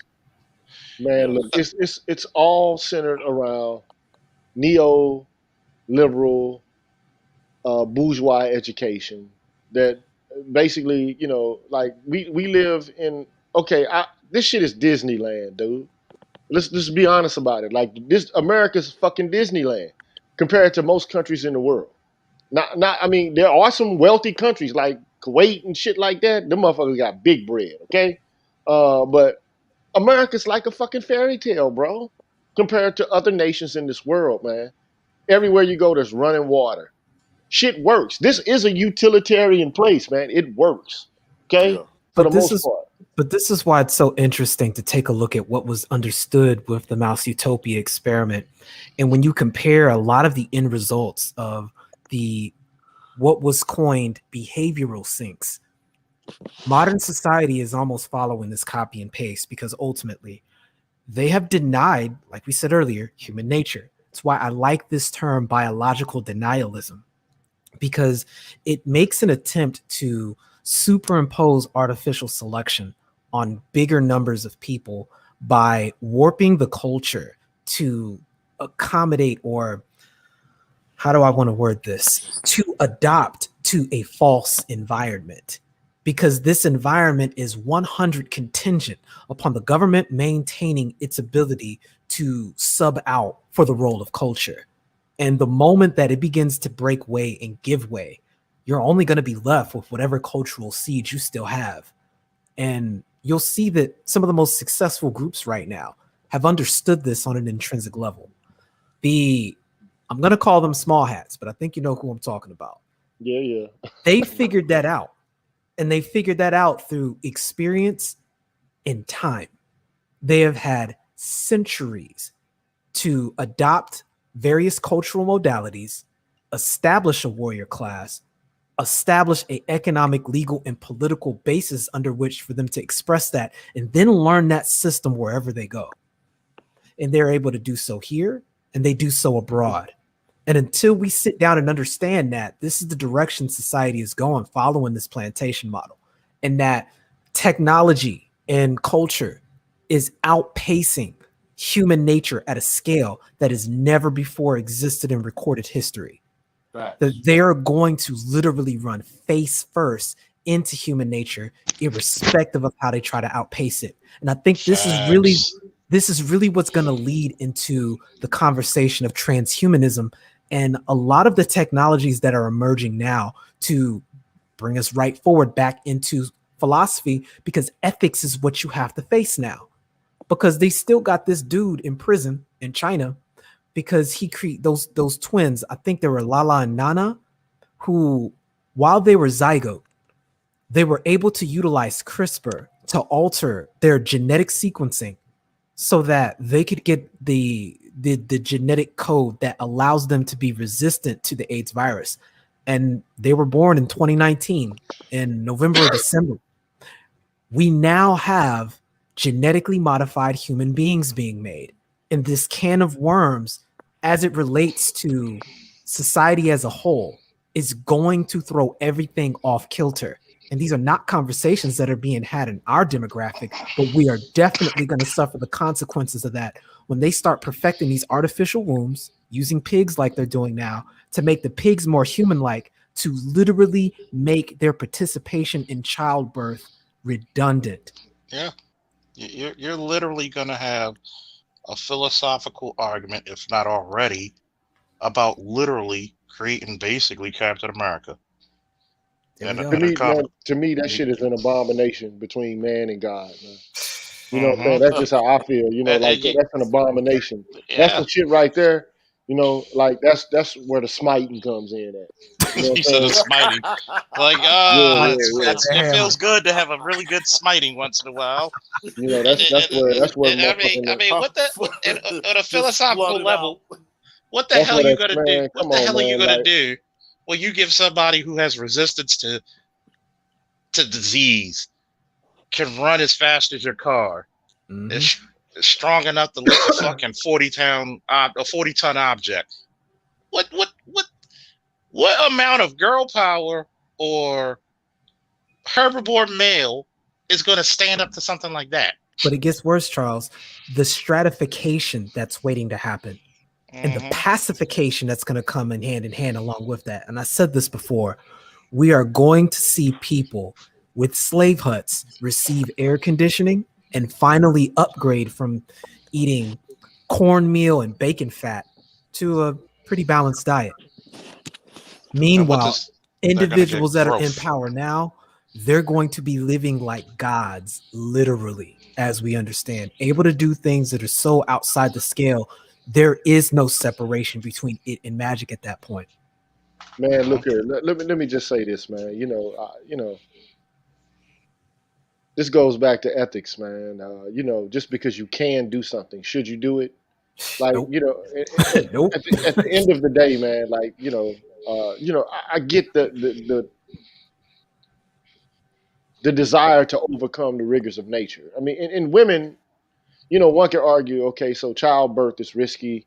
Wouldn't it be better to transfer it to something different? But I mean, there's always a consequence for every action. Bingo. And you could think that you're kind of removing yourself from a burden, but think about it, man. Like, the reason why there are mother and child bonds the way that they are is because of the gestational process, man. So you remove that, what's to attach you to that kid? What, your genes, just in and of itself? Look, human beings, man, are beginning to become too utilitarian in a sense. And look, this is not about. This is a female problem, man. Like, these women want to remove themselves from every burden that exists. Mhm. That's not the way the world Mhm. works, man. That's just there's no removal of They burdens, want man. the power. They want the power of men, and The without the accountability and the accountability. responsibility. They don't want the Yeah. responsibility. They want the respect without the responsibility. They Look, want the playing without the accountability. I said this shit a long time ago. Go check my old videos. I said, I forget which video it was. I said women want they want the power of men without the responsibilities, and they want men to fulfill all the responsibilities Exactly. and They have want. none of the fucking rights. Isn't that Yeah. They want. Bristol's law? They want Isn't to that have all the Bristol's law? power. They want to have the power of men with and still have the protection of women. You can't be powerful and still ask for protection. That's Ex- See, fact. That's Facts. a It's a fact like a Facts. motherfucker. That's oxymoron. you tape. Facts. cannot you cannot Facts. do that. If me and Sand Dog, if I was healthy with my foot, me and Sand Dog put on some goddamn black fatigues, give us some M4s and a fucking 45 on our hip, and we got 210 rounds, and you say go clear this goddamn house. I don't have to worry about him protecting. He knows his part. I know my Yeah. part. That's not protection. That's partnership. If you are the weakest link, then I have to protect you. Yeah. When you say you want a partner, philosophically, you're saying that you're equal to me. Therefore, you deserve not my protection. You know Even what we even with my foot, if somebody came into my house unwarranted, I have ways to deal with that shit to protect myself and my son. He is not my equal. He's my son. He's my underling. He's my trainee. He is gonna be my better. So if you're telling me that you want to be my equal, then you need to guess what? Cancel the female standards of the PT test and all these organizations and just let it be the standard. Matter of fact, special forces, we're going to give you your own special forces unit, all female, and we'll see the success rate versus the casualty rate. and see, this is the same argument that I appreciate that got brought up in the Talmud with Lilith and her entire relationship with Adam, which was the same argument of, quote, we were made from the same dust and ether. Why should he be the leader? And that's exactly the reason why when we get to Genesis, the allegory states to solve this problem, Eve was made from the rib. I'm not here trying to purport religion. I'm showing a modality of thought. Because if people were talking about this thousands of years ago, this tells me this is something that is intrinsic to human nature, this argument. Oh, it's And going to be a recurring feature. Look, yep, look. You're always, especially during late periods of civilization. Once thing, this is what happens, man. Men go out and risk their lives and fucking kill shit and create infrastructure, and then women get to tell you where to fucking move the furniture. facts. I don't like it right here. I don't want it there. I want it here and there. So they get into this nesting kind of shit, and men capitulate to it because this is the way of the world. I mean, I hate to say this shit, right? But men are hunters, man. Like, and women just resist, and they finally give in, and then okay, bam. This is the fucking way animals act. Mm-hmm. Yep. And the only thing I can say is though, one thing that these women got to realize, man, is that they live in this Disneyland, Fantasyland mind state. It's like the TV series Bridgerton and shit. Have you seen that shit? Yeah, I saw it. Man, you got to watch it though. Like, to me, I'm studying when I watch shit like this. Okay. So Bridgerton is a movie where there's a young lady who's going to get married, and all these women want to get married, and just like these women nowadays want to get married, but most of these women want to get married for a reason. They don't want to get married necessarily because they love this motherfucker, although they may. But they're looking to cash in. They're looking for Prince Charming to win the lottery with. A male is a lottery ticket to a lot of these motherfuckers. Not to all of them though, because a lot of them make bad choices and decisions. But far too often, man, women feel like, okay, I'm doing this shit to win. Like my relationship with this man is going to make me win. Not, okay, we're going to connect together and through this partnership of this bond, we're going to win. This nigga he's going to help me win.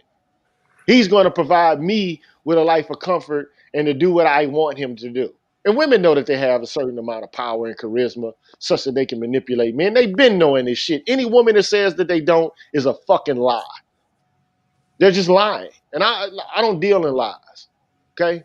So, and it is even, it's coupled with this gynocratic effect, man, that, black people suffer from, man. It's like black men just, I don't know, man. Like I love my mom too, man.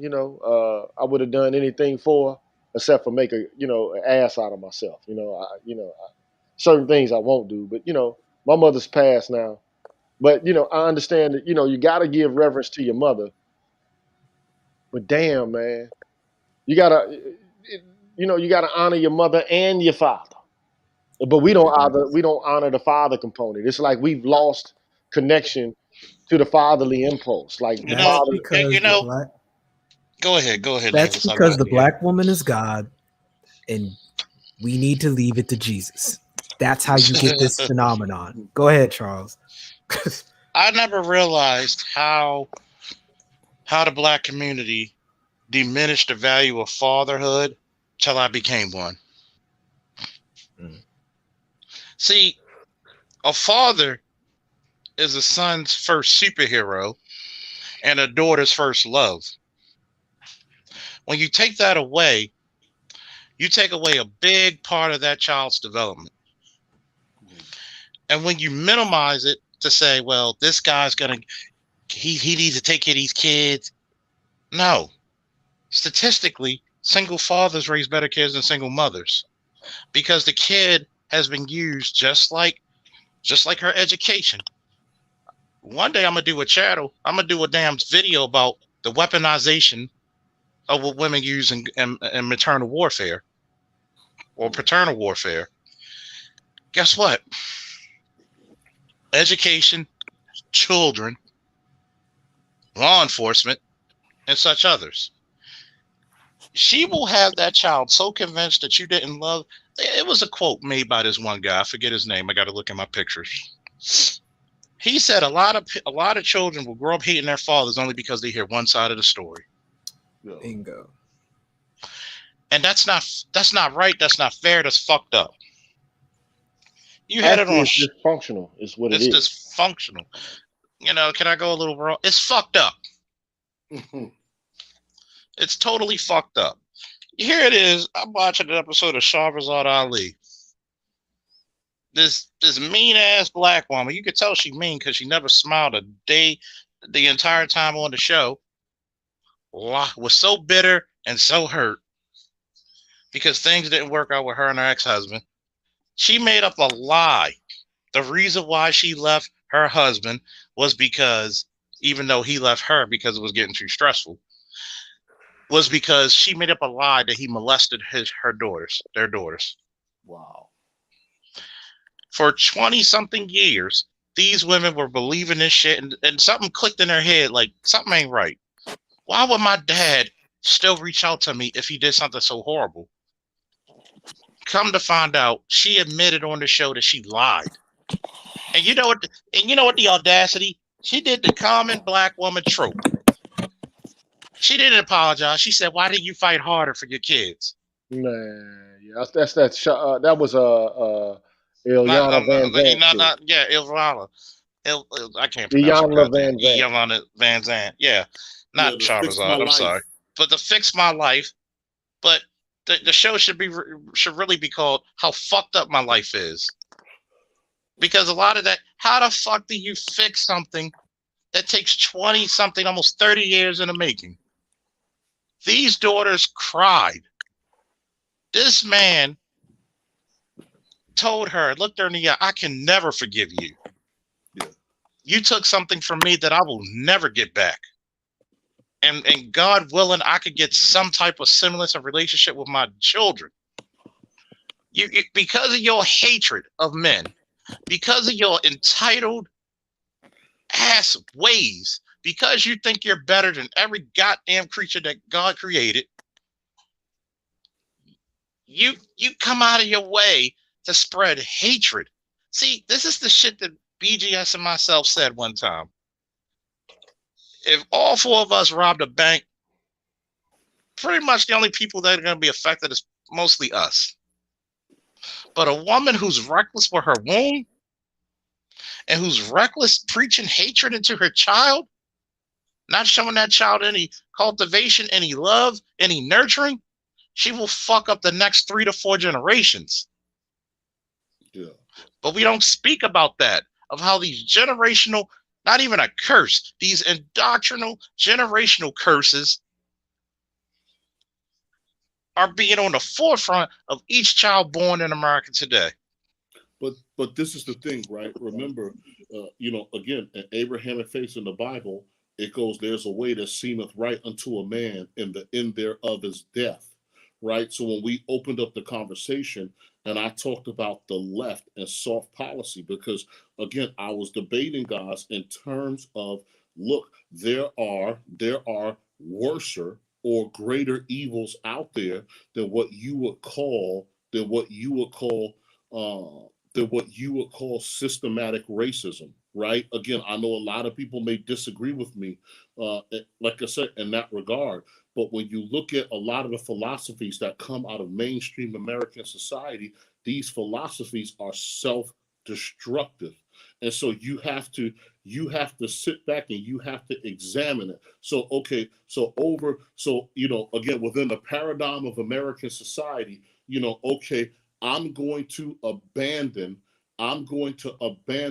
the pillars or the things that uphold society, all because I'm engaged in tribal warfare with group A over here. So I'm going to raise my hand and I'm going to say yes to things. So for example, like when you look at, again, why our community is suffering, is because a lot of people have dismissed certain traditional values that are actually pillars to a family or society, right? For the sake of that, now these ideas are now racist, right? And so when I have that fight, and so when I have that debate within the manosphere, like when I bring up the word conservatism and people just freak out, and I'm like, look, dude, right? If you're, there's something called epistemic violence, which is why you have to learn martiality on all scales, at philosophy, psychology, and everything else.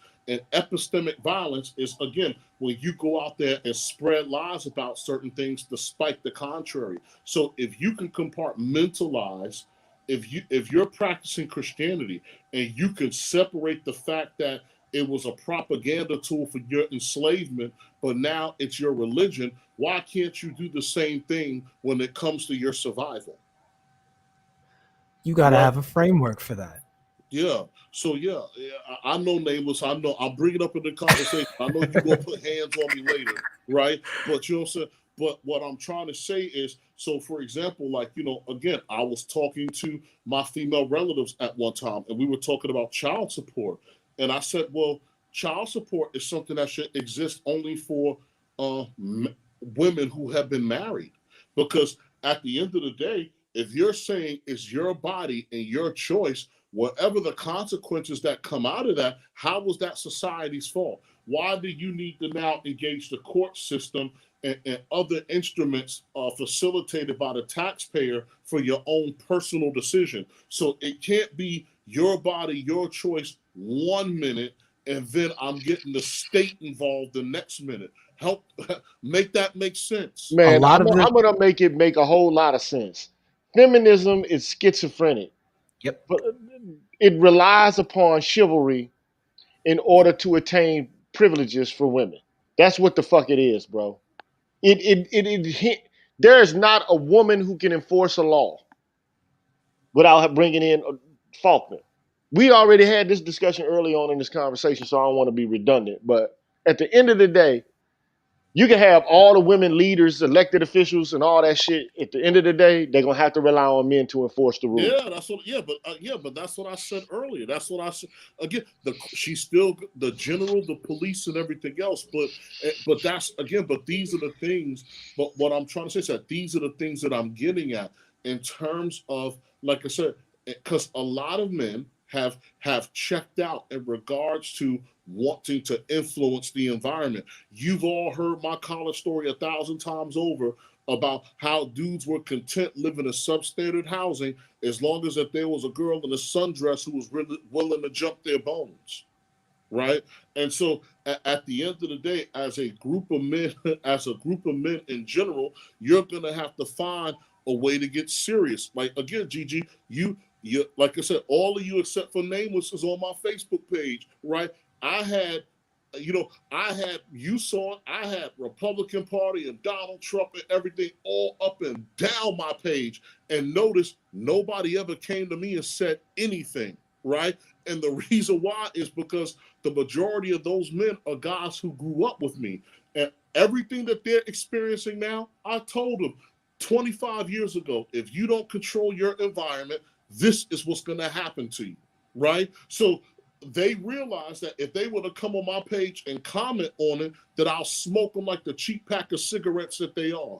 But we said we need to have a rites of passage because the rites of passage gives your childhood a purpose, which is to prepare for the rituals and the trials that are going to be set before you. We don't have that. The only thing you need is to turn 18. And we have pseudo enlightenment or rituals, rites of passage, which is getting invoked into the gang system or getting invoked into prison, or lastly, going into the military. That's it. And each of these things are incomplete. They know this, man, because to them it's therapeutic, man. But we have those systems in place. I mean, like there's an induction ritual into Omega Psi Phi, Kappa Alpha Psi, A Phi A, right? The fraternities, right? Like yeah, and then Masonry, and a whole bunch of other organizations. But let's be real. Who's getting in these things as a whole when we look at the average of Black America? Mm-hmm. This is true. That's why I say I talked to Sandog about this in another broadcast, man, a long time ago. I was like, man, like we need to have a way to interpolate all men, if they so decide, into organizations with bond and tie them together around principles. And when you do that, then you've created the institution to begin to solve or mitigate a whole host of problems. And GG, could I get a wrench so I could post the Gray Faulkner Initiative in the chat? Oh, for sure. For sure. Damn, I thought you already had a wrench, man. No, I'm wrenchless. I just got to work my way up there, boss. Oh man, if you don't cut that bullshit out, I'm about to come smack your big old overgrown ass over there, man. How's pizza good, Negroes? Oh man, but it's funny that he brought up that he brought up the rites of passage. They're blocking it because of two reasons. One, men tend to outpace women, especially when they become realized.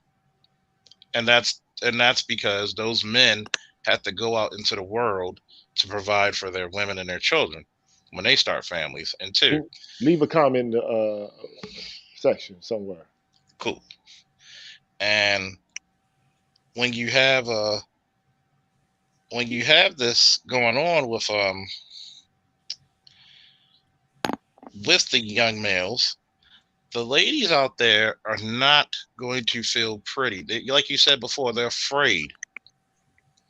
They're the only women on earth that are afraid of their men doing well.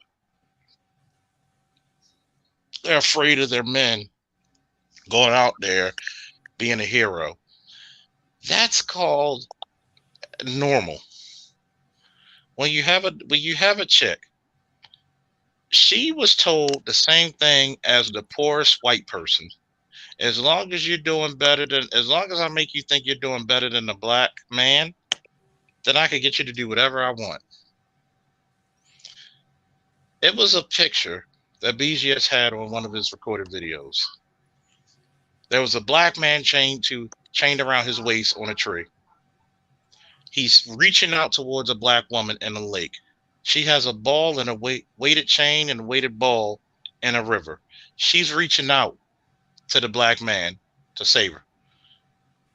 In her other hand, she has the key to release the black man from that tree to save her. Guess where she has that key? In the water.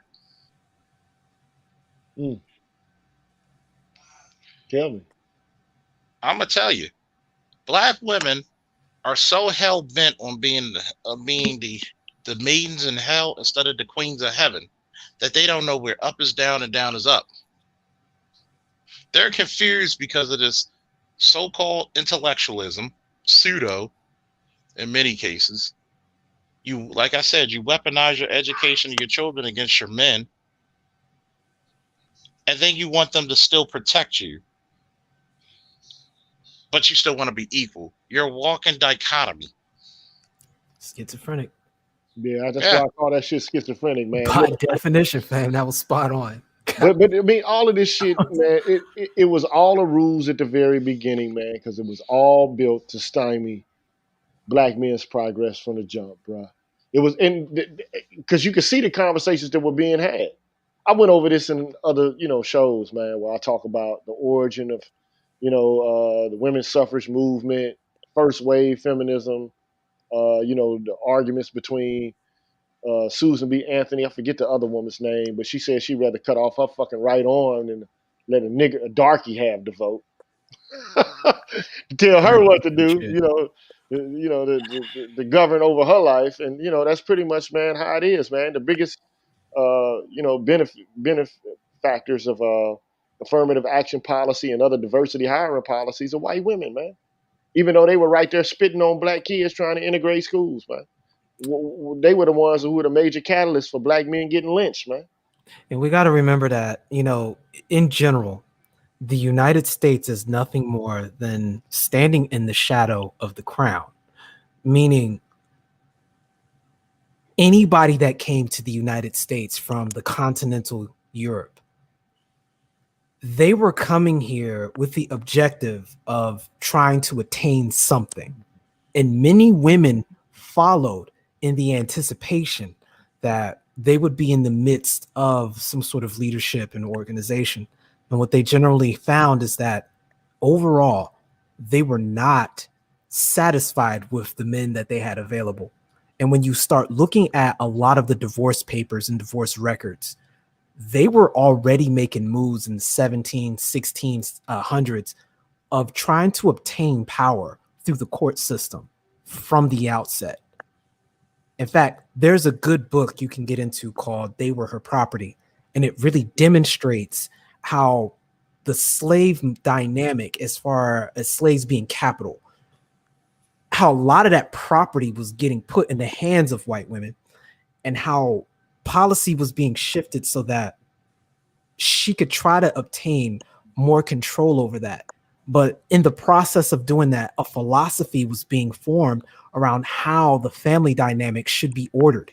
And Black women were oftentimes the preferred slaves of white women because at market value, she could potentially produce more children.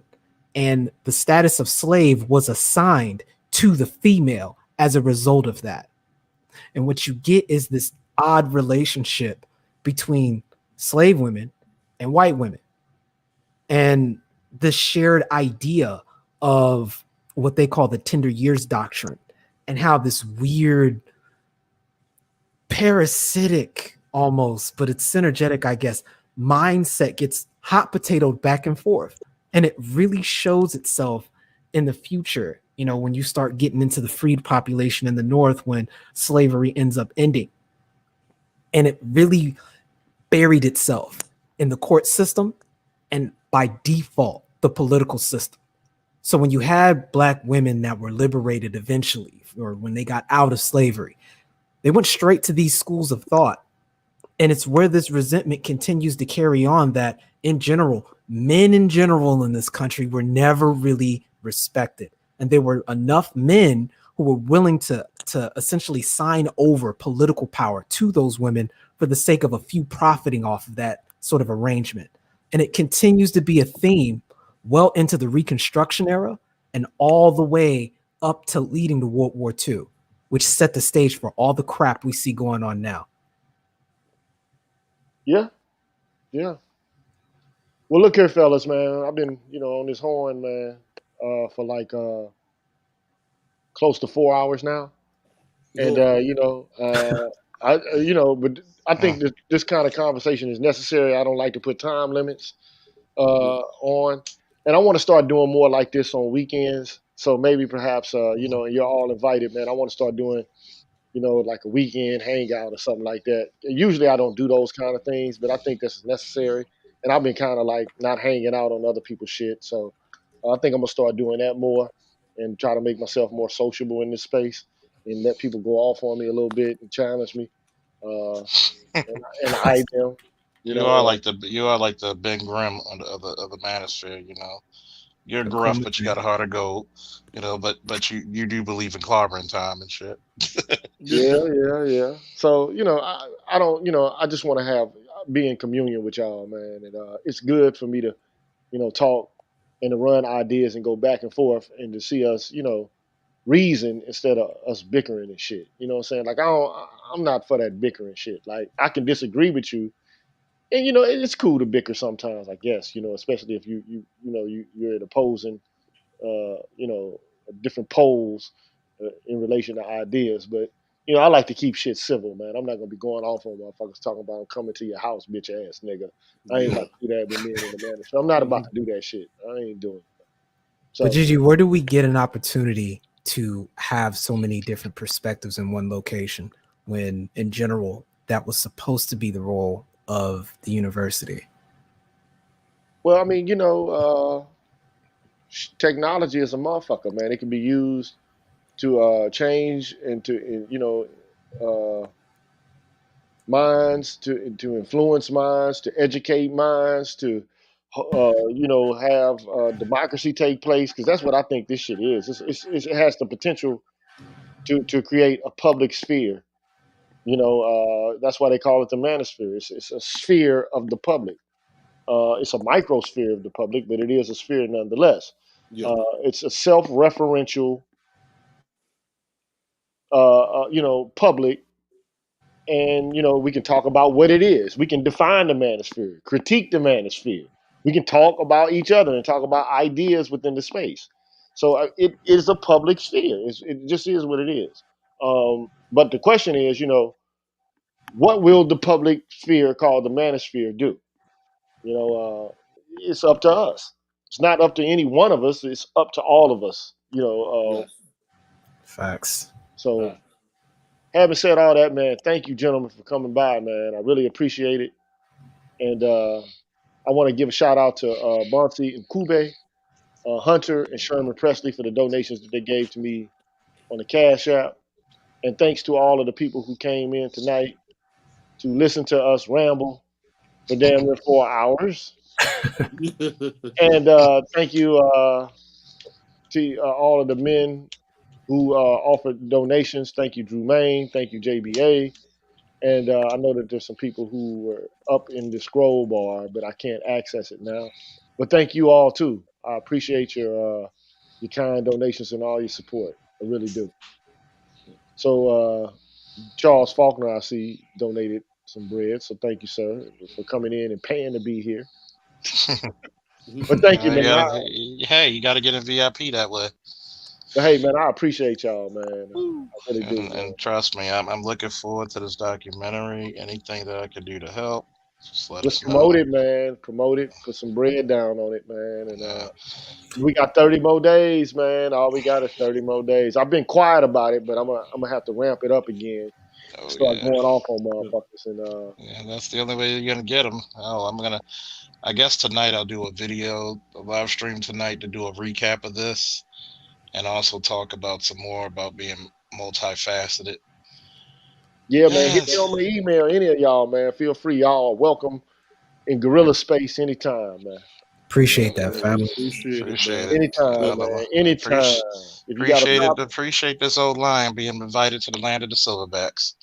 There you go. There you go. You know, this Congress is fucking with that pride. I'll holler at you later, dog. Thank you. All right, saying, dog, Nameless, Protagonist, Officer Faulkner. Catch y'all around the bend, man. Later. Os. Peace.